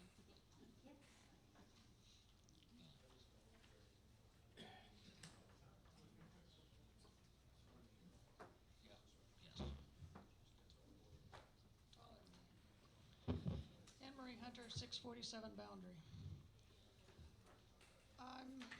Well, first I'd also like to remember to say. Is this any better? Yeah. First, I'd like to thank the people that did save us money on our MSBU taxes, because what I'm surprised I haven't heard anybody bringing up here is from the last MSBU meeting, is what's going to be coming to Rotunda for the repairs on bridges. For those of you who are not aware, it looks like, and Diane, correct me if I'm wrong, I think they're settling on a middle amount of between $13 and $20 million to repair, was it 13 bridges? Yeah, 18 bridges, sorry. By the way, we did have a special request from the county. I'm not sure which bridge it is, but would you please quit shooting it? Part of the damage in there that's occurring from it is from bullet holes. Surprising. I'm just surprised. I only wanted to bring this up here non-agenda because we do have people that do attend between the 2 meetings, and I think this is something that is very important that the people who haven't made those meetings should be aware of. It should be reported somewhere in our communications, not just on our ad hoc Facebook pages, but to all of the residents so they can understand. There will be an increase in your taxes sometime in the next year or so. There may be additional ones with the signing of the MOU when that should occur, hopefully in less than the next 5 years. Because all of that money is going to be added somewhere. Rotunda has not done what they needed to by their bylaws for drainage in the past several years as they've been working through this MOU. But even though it does eventually get signed, hopefully, there will be additions to your taxes as well for that, so you just need to prepare for it. Thank you. Thank you. We're gonna we got to hold off on members' input because the first agenda I saw did say MSBU input or MOU input, and I would like an update on that from Sam. I know Jerry wanted to chime in, and I told Jerry it was on here, and now it's gone, and I didn't pull it, so I don't know where it went. But Sam's on that board, and then we can all add to it if we like.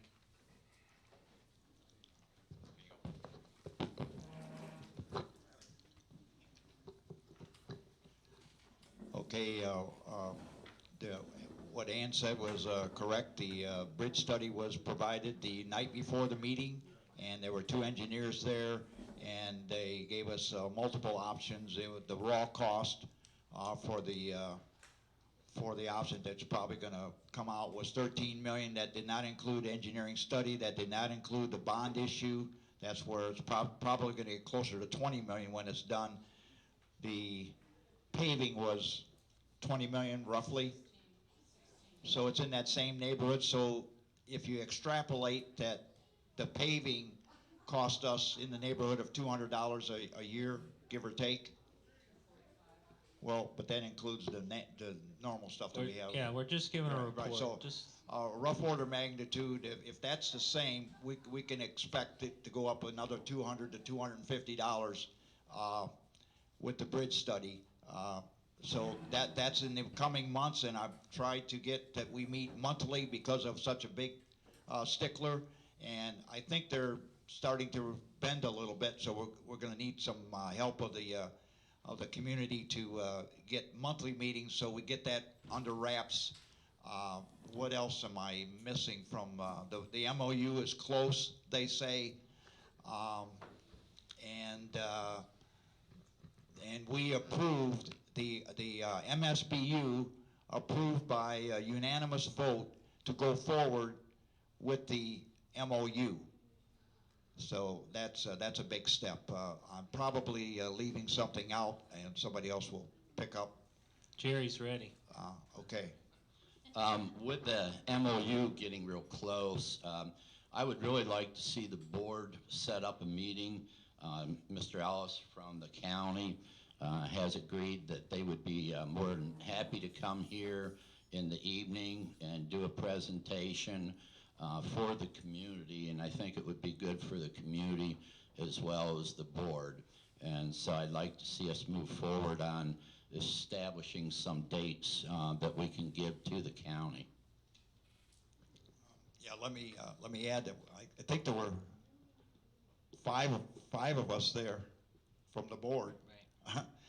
And they also agreed that while they have been saying in the past they would not hold a meeting in other than a county building, now they've agreed that they would hold a meeting as long as it was ADA accessible and had audio-visual stuff. So that brings into play this building here, and I think they're going to be amenable to having a meeting in this building.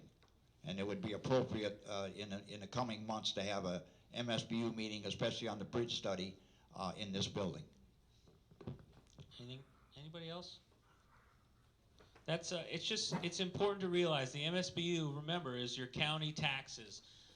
RWA, we really don't have a dog in that fight. We can take a position and fight for our residents, saying that we don't agree with this or we agree with this, and we can do it that way. This is not your RWA assessment money at all. This is your county property taxes, your tax bill, your big boy. So, non-ad valorem, correct.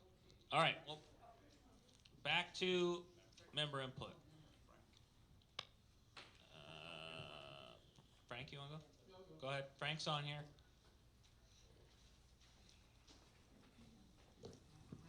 Hello, Frank Warren, 1043 Rotonda Circle. A couple of things. When we attended the meetings with the commission about all this and about our taxes just went up a couple $100, right? Part of that was supposedly to build reserves toward the repair of bridges and the repaving of the streets. So I'm kind of behooved as to how in the world, if we're building reserves, somebody should have done their homework or did their math right to build the proper amount of reserves so we're not facing another tax increase here in the near short term. Frank, we could have a meeting for a month on the county's inability to budget and do things. It's not we don't collect that money. I understand you know that. But yes, we need to be aware of it and pressure them to do that. But I think the reserve is $45 and it was just set up, so it should have been set up 10 years ago. Well, they don't let them set up more than 4 or 5 years in advance, but right. Obviously there's not going to be very much money in there. So if I extrapolated that $13 to $20 million would be the same as the paving, and that might be $250, it may be $200 because there's a $45 reserve, but nevertheless, there's going to be something that's not going to be pleasant, whether it's $200 or $250 on top of the $245 that we already have. The other point that I wanted to make was, you know, when I attended your Buildings and Grounds meeting, and I brought up the issue of the recording of the meetings. I appreciate the fact that you are now recording the meetings. Yeah.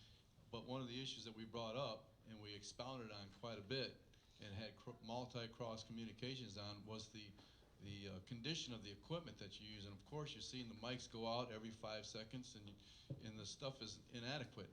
So, And these are brand new. is that right? Well, They are. so Hank made a comment at the meeting that, yeah, if we're going to do this, let's do it right. Isn't that right, Hank? And he made a motion with the board to move it toward your board to look at and investigate upgrading and spending the necessary funds to purchase the proper equipment to make sure that we're recording properly. The fact that that camera up there was working and is not being used, and what I was told at that meeting was it's kind of inadequate. It works, but it's inadequate. So we need to upgrade. Yeah. So if we got $2 million sitting there, why not upgrade to the state of the art? If we're going to host these county meetings here, we need proper recording. We don't need mics going out and video going out. We need the proper recording.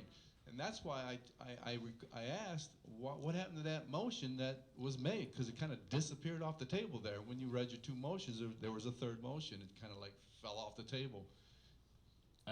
As you said, it's already been approved. It needs to be looked into again. I'm sure that's something that was being looked into. That motion wasn't made. We made it with Hank to upgrade. This was $5,000 or $6,000. These right here. So it is and will be under investigation to get the proper equipment. So it'll be the proper equipment with regards to mics and cameras, whatever you need. Thank you very much. Right. Oh, there's Frank. Well, I'm going through these first and then the floor. The Shaws, tag team.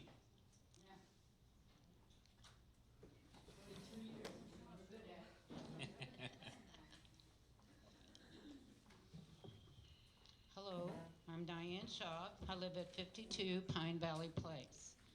At the last aquatics meeting, the committee unanimously voted to use constant contact to inform residents of canal maintenance and the schedule. In his report, Stan Pliska expressed that he would rather disseminate this information hard copy and make it available at the office. However, the entire aquatics committee agreed to forward their motion to the board for board approval, and I believe that motion was overlooked.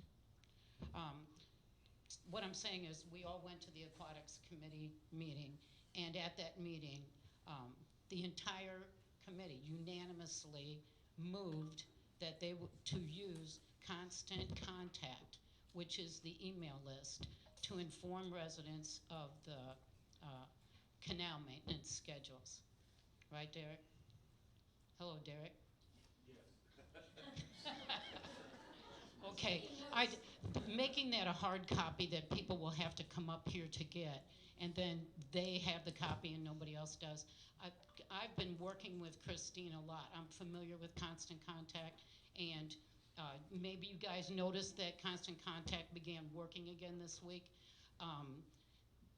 It's the very best way to let residents know when the canal maintenance will take place, and I hope someday that we get mowing on there as well, so people get an email that says, we're going to be mowing in your area, we'll be cleaning your canal at such and such a time.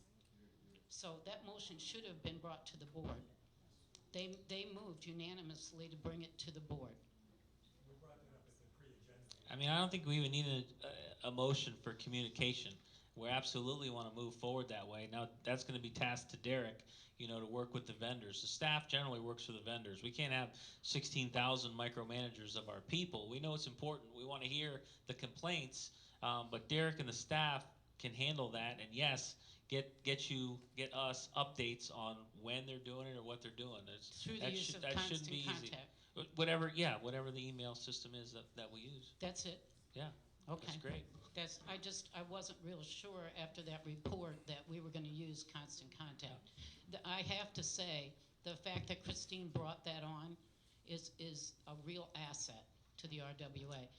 What we have to do now is get everybody to sign up by going out to the website and looking for the constant contact email application. Fill it out, put your email address in there, and you will get agendas, you will get these, I hope we get the canal maintenance, you'll get a lot of good communication from the RWA. Allison, non-agenda? I got you.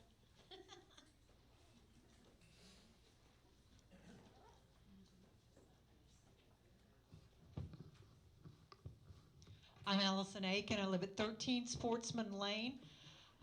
First thing I would like to do is to heartily congratulate the board on this amazing agenda. I have been regularly attending every board of directors meeting and committee meeting religiously for the past 10 months in order to become a better informed homeowner.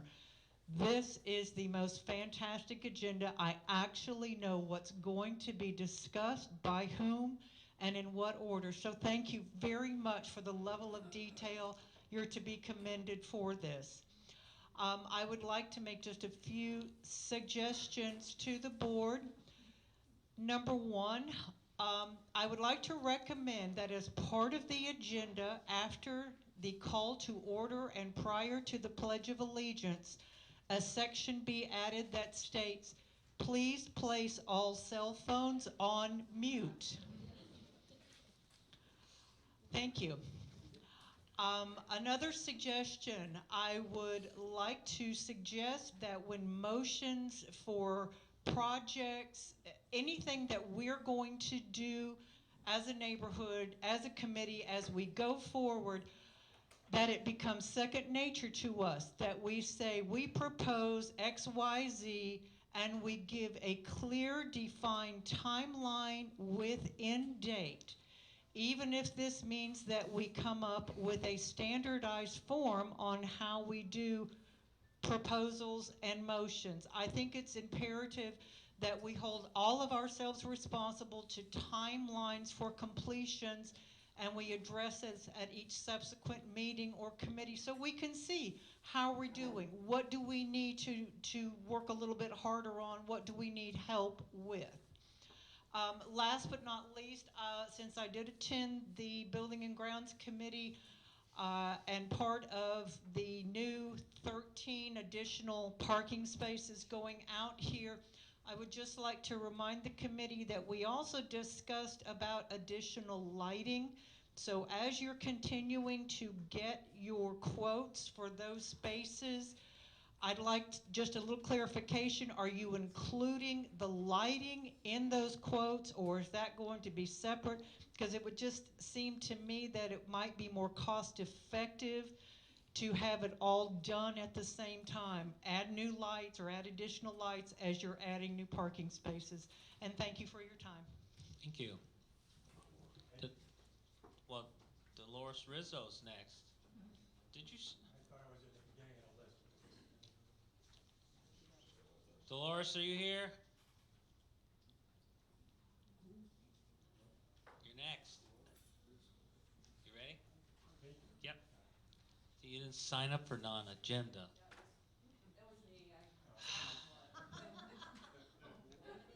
You got it.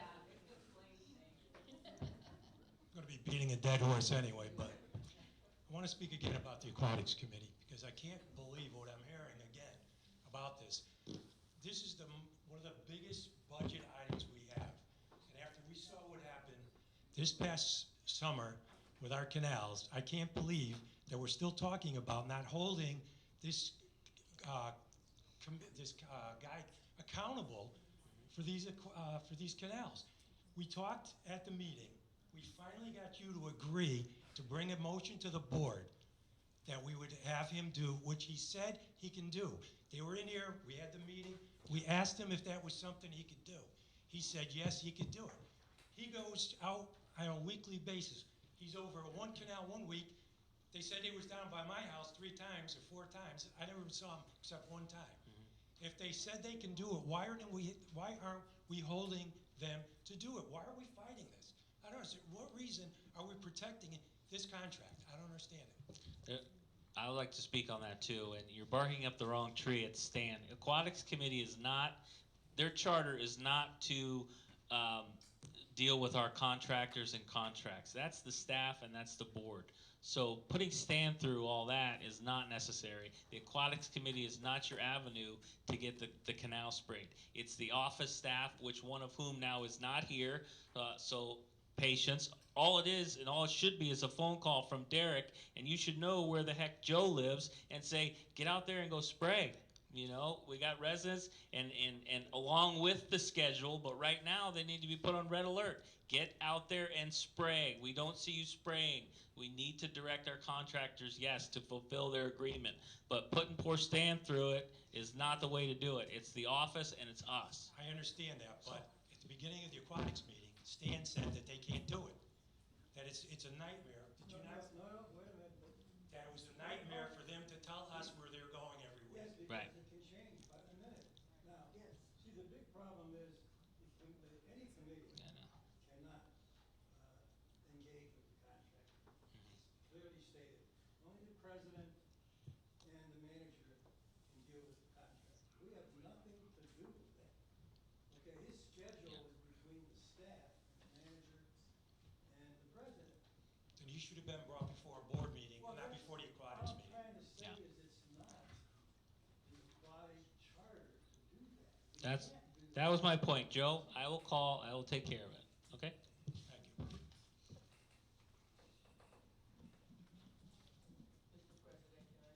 Yes, ma'am.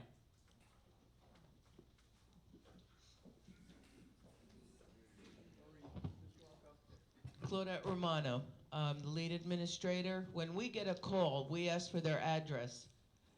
And I call Ben or I call Justin. And I tell them they need to get out there and check that area out. So there is discussion between the office staff and the aquatics, not the committee, Florida Aquatics. Right. It's not only Derek that calls, it's myself that calls. Whoever gets the call will call these two gentlemen to get them to try and do something. Okay. I also asked them to use the Lex X or whatever they call it, that machine that picks up all of the, Right. yeah. So there is communication between everybody. Okay. They're gonna love my communication. Yes, ma'am.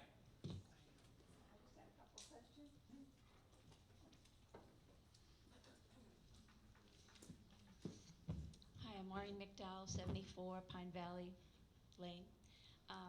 On the new bus stop, the shelters that you talked about, are they going to be a resin or a weatherproof? Yes. Okay, good. Because I feel bad for the benches that the Boy Scouts made. They should have been stained or urethane right from the start. They're looking pretty shabby.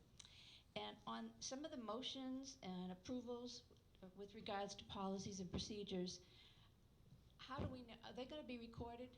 Because I hear so many problems with 2013, 2014. Why weren't they recorded and whose responsibility is that? When committees go to a lot of work to make all these revisions and get them up to date, and then we go back 6 years because they weren't recorded? Why? Anybody? Good. No, we don't have an answer, but we'll get back with you with an answer. Well, going forward, will they be recorded? Is there a process? So when a committee comes up with ideas and they make revisions, do they get, will they get recorded right away so we don't run into that? I mean, 6 years? Thank you. Barb? Do we have anybody else after Barb? One? Closed after that gentleman. Laura Pesco, 18 Long Meadow Road. I'm with Maureen. That was my thing that I was going to say. And my question to Peter was, the election committee worked really, really hard on the 2018 policies and procedures, which we specifically wanted to go through. So make sure that we wouldn't have, and I don't want to use the word, but something that happened this year, the total screw up. And I don't understand why we can't record those policies and procedures, because they were the ones that took away all the discrepancies that were needed. So why can't we record those? Is there a reason why? Barb, you're making a statement. No, I'm asking Peter. I understand, but non-agenda is making a statement. Thank you for your input for now. Will you get back with us when there's questions? Yes? Why can't we record it? Yes, sir.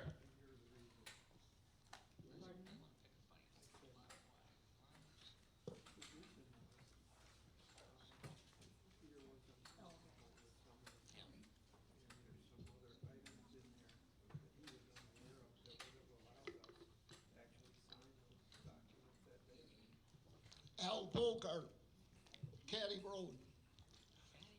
I have a question for the board. I have brought to my attention that we have closed door meetings on the board. Is this correct? No, we have emergency meetings as necessary. Pardon me? Well, there are emergency meetings or I'm closed just meetings. saying they have closed door meetings. There is no such thing. What's your question, though? Pardon me? I'm harsh. What is your question exactly? Well, I've been here for quite a few years, and I've seen this place in uproar. I thought we were going to end up with a civil war, and it scared me. I like living here. I've been down here for a long time, and I haven't seen it run so well as I have in this last 5, 6 years. I just want to say to the board, but if there is such a thing as closed door meetings, I believe that they are illegal. If I could finish, I ran businesses here, mobile home park, and I heard that no, they didn't think that was. Sunshine law is a state law. The state laws supersede our rules. If we want to go into it, it will only cause trouble by doing this. Closed door meetings mean you don't want us, meaning the people, to hear you debate something. And we should hear you. If you got a good point, let us hear you. We're with you. We're all living here. Thank you, Art. I mean, I'm sorry for the misinformation you heard. All of our board meetings, our meetings are all out in the open. So I'm sorry that you heard that information. If it wasn't, then we should have it. I will clarify for you. Florida Statute 720, which is our governing document, state governing document, allows for closed board meetings to discuss items that are under personnel items or items under litigation. So that is allowed, specifically allowed for those two items under the Florida state statute that governs everything that we do as an HOA. So those are the two exceptions, just for personnel issues and for litigation issues. We are allowed to have closed board meetings. Right. We had one last week to discuss our manager. We had one last week to discuss our manager. Those are the circumstances where we would have one with an attorney present. But other than that, everything's out in the open. Thank you. Yes, sir. Anything else? We have a motion to adjourn? No. Oh, shoot. Director's input. Jerry, you're up. We'll go right in order.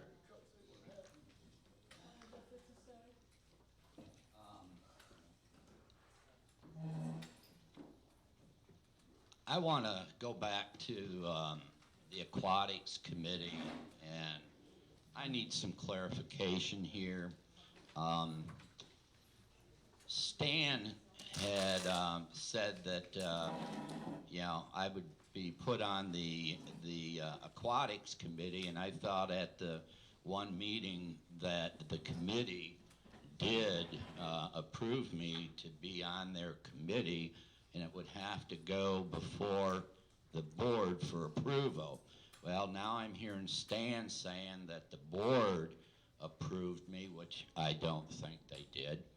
And so I'm pretty confused, and not only that, Stan is using another HOA's rules and regulations and not, in my interpretation of the RWA policies and procedures, that's what we're supposed to be using, not some other agency's rules and regulations. So I really need some clarification.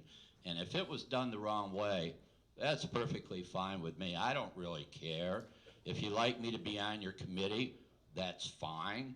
If you don't want me to be on your committee, I'm disappointed, but I can understand.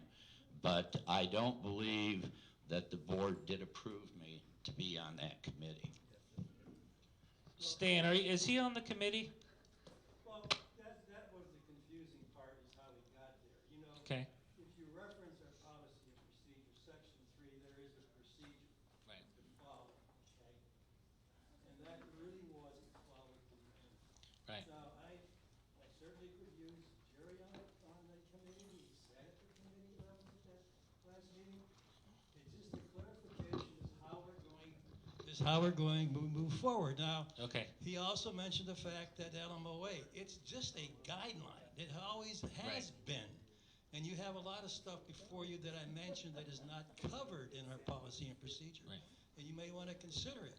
So, Stan, I don't want to kick a dead horse. Jerry, you're on the committee, okay? We're gonna move forward. We could do it right now. You're on the I committee. make a motion that Jerry Eldred be added to the. There's no motion by the board to add a committee. The chairperson brings them on the committee. Jerry is on the aquatics committee. Let's move forward.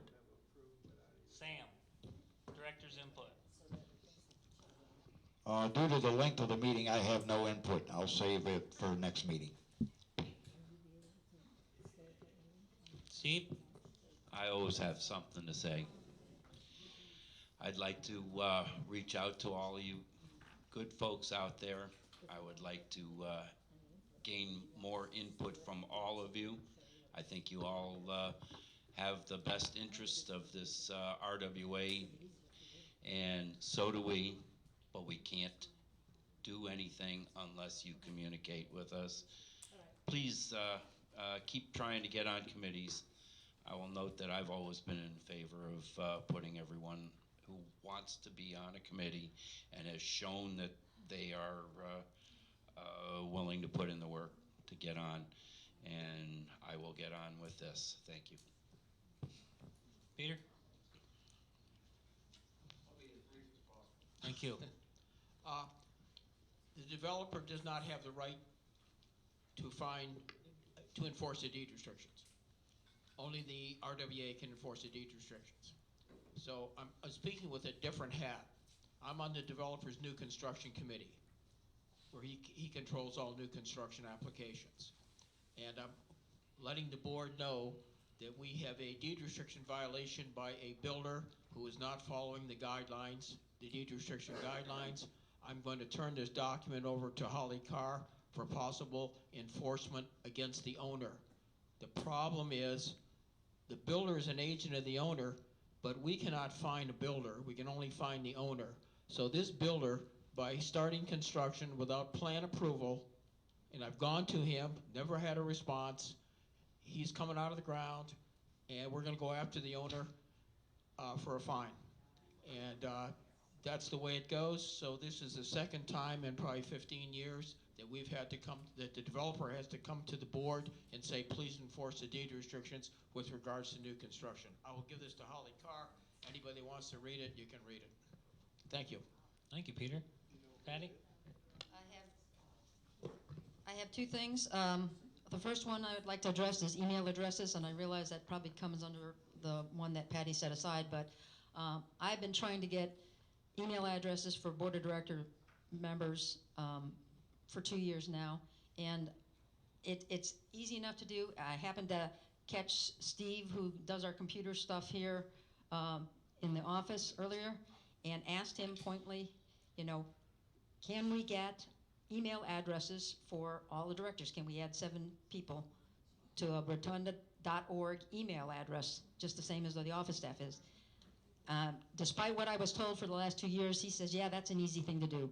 So I would like to make a motion to get rwa.org or rotundawest.org email addresses for all the directors so that we can compartmentalize our RWA business and from, you know, I mean, because in the past we've had emails going to spouses, emails going to wherever, you know, and then, you know, poor Steve has got, you know, so many emails coming in and he doesn't catch everything.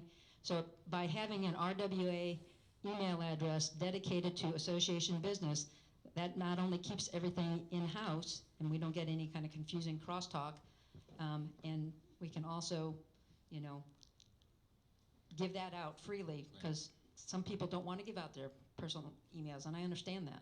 So by having a direct one, they can put it on the website.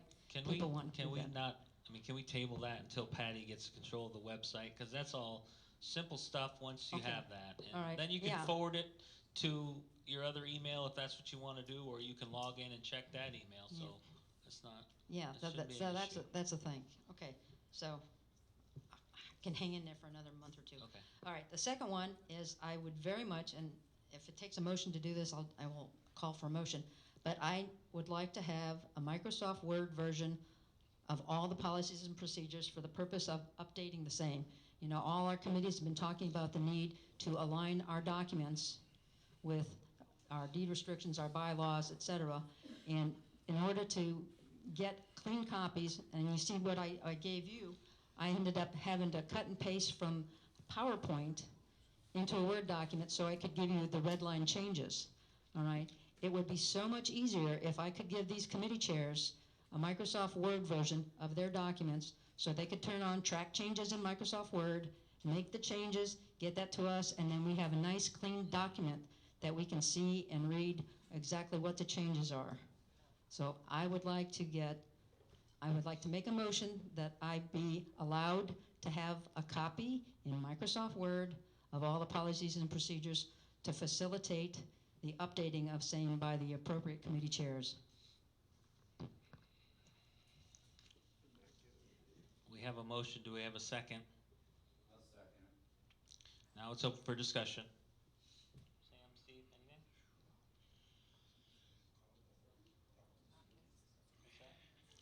I'm not in support of the motion. I mean, I'm not in support of it either. I just don't. I haven't investigated it enough yet, Patty, and that's what I mean about if we talk about things, we can see if we can get them solved. Now it'll get voted on. It could get voted down, and then it's down. But as far as any corporation, any business does not just hand over original copies of anything.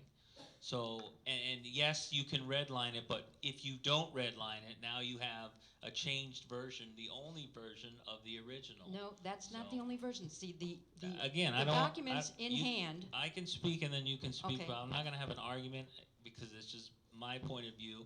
I just don't think that's the way to go.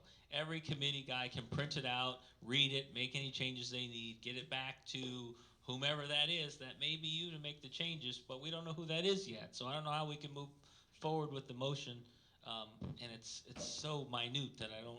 Why do we argue about that? It's minute for you, but this is something I need to properly do the job that I was appointed to do, which is the secretarial duties to make sure our documents are in line. And the best way to do that, and the only official copy is the copy that's going to be in-house. So it doesn't matter if they run around and they do different things to it and whatever. It's still the copy that comes back to the board for approval, and the copy that the board approves is the only real version, okay? The reason that we have so many disparate versions out there is because nobody had a handle on this. I'm trying to get a handle on this, and that's why I need this. And so when somebody comes back, like I just gave all of you the copy of the wildlife charter in red line, but it wasn't official. Any of the changes I made aren't official till they were adopted by this body. And now they're official, and now they will be the official, and the final version will be date stamped, and so we'll know exactly what, and still, it doesn't matter what anybody has out there, because anybody could do what I did anyway, and cut and paste it into Word. It doesn't make it an official document. The only thing that's official is what is approved by this body. So. Okay. So Patty, do you have anything? We'll let her. Patricia. Hey, we're just in discussion. I didn't know if you wanted it, if you had anything. We're discussing the motion. Oh, no, I don't have anything. Okay. Sorry. Okay, all those in favor of the motion signify by saying aye. Aye. Opposed? Aye. Okay, so roll call vote. Director Froggatt? Aye. Director Traverso? Nay. Director Basasi? Nay. Director Cowan is yay. Director Aho? Yay. Director Eldred? Yay. President Kelly? Nay. Motion passes 4-3.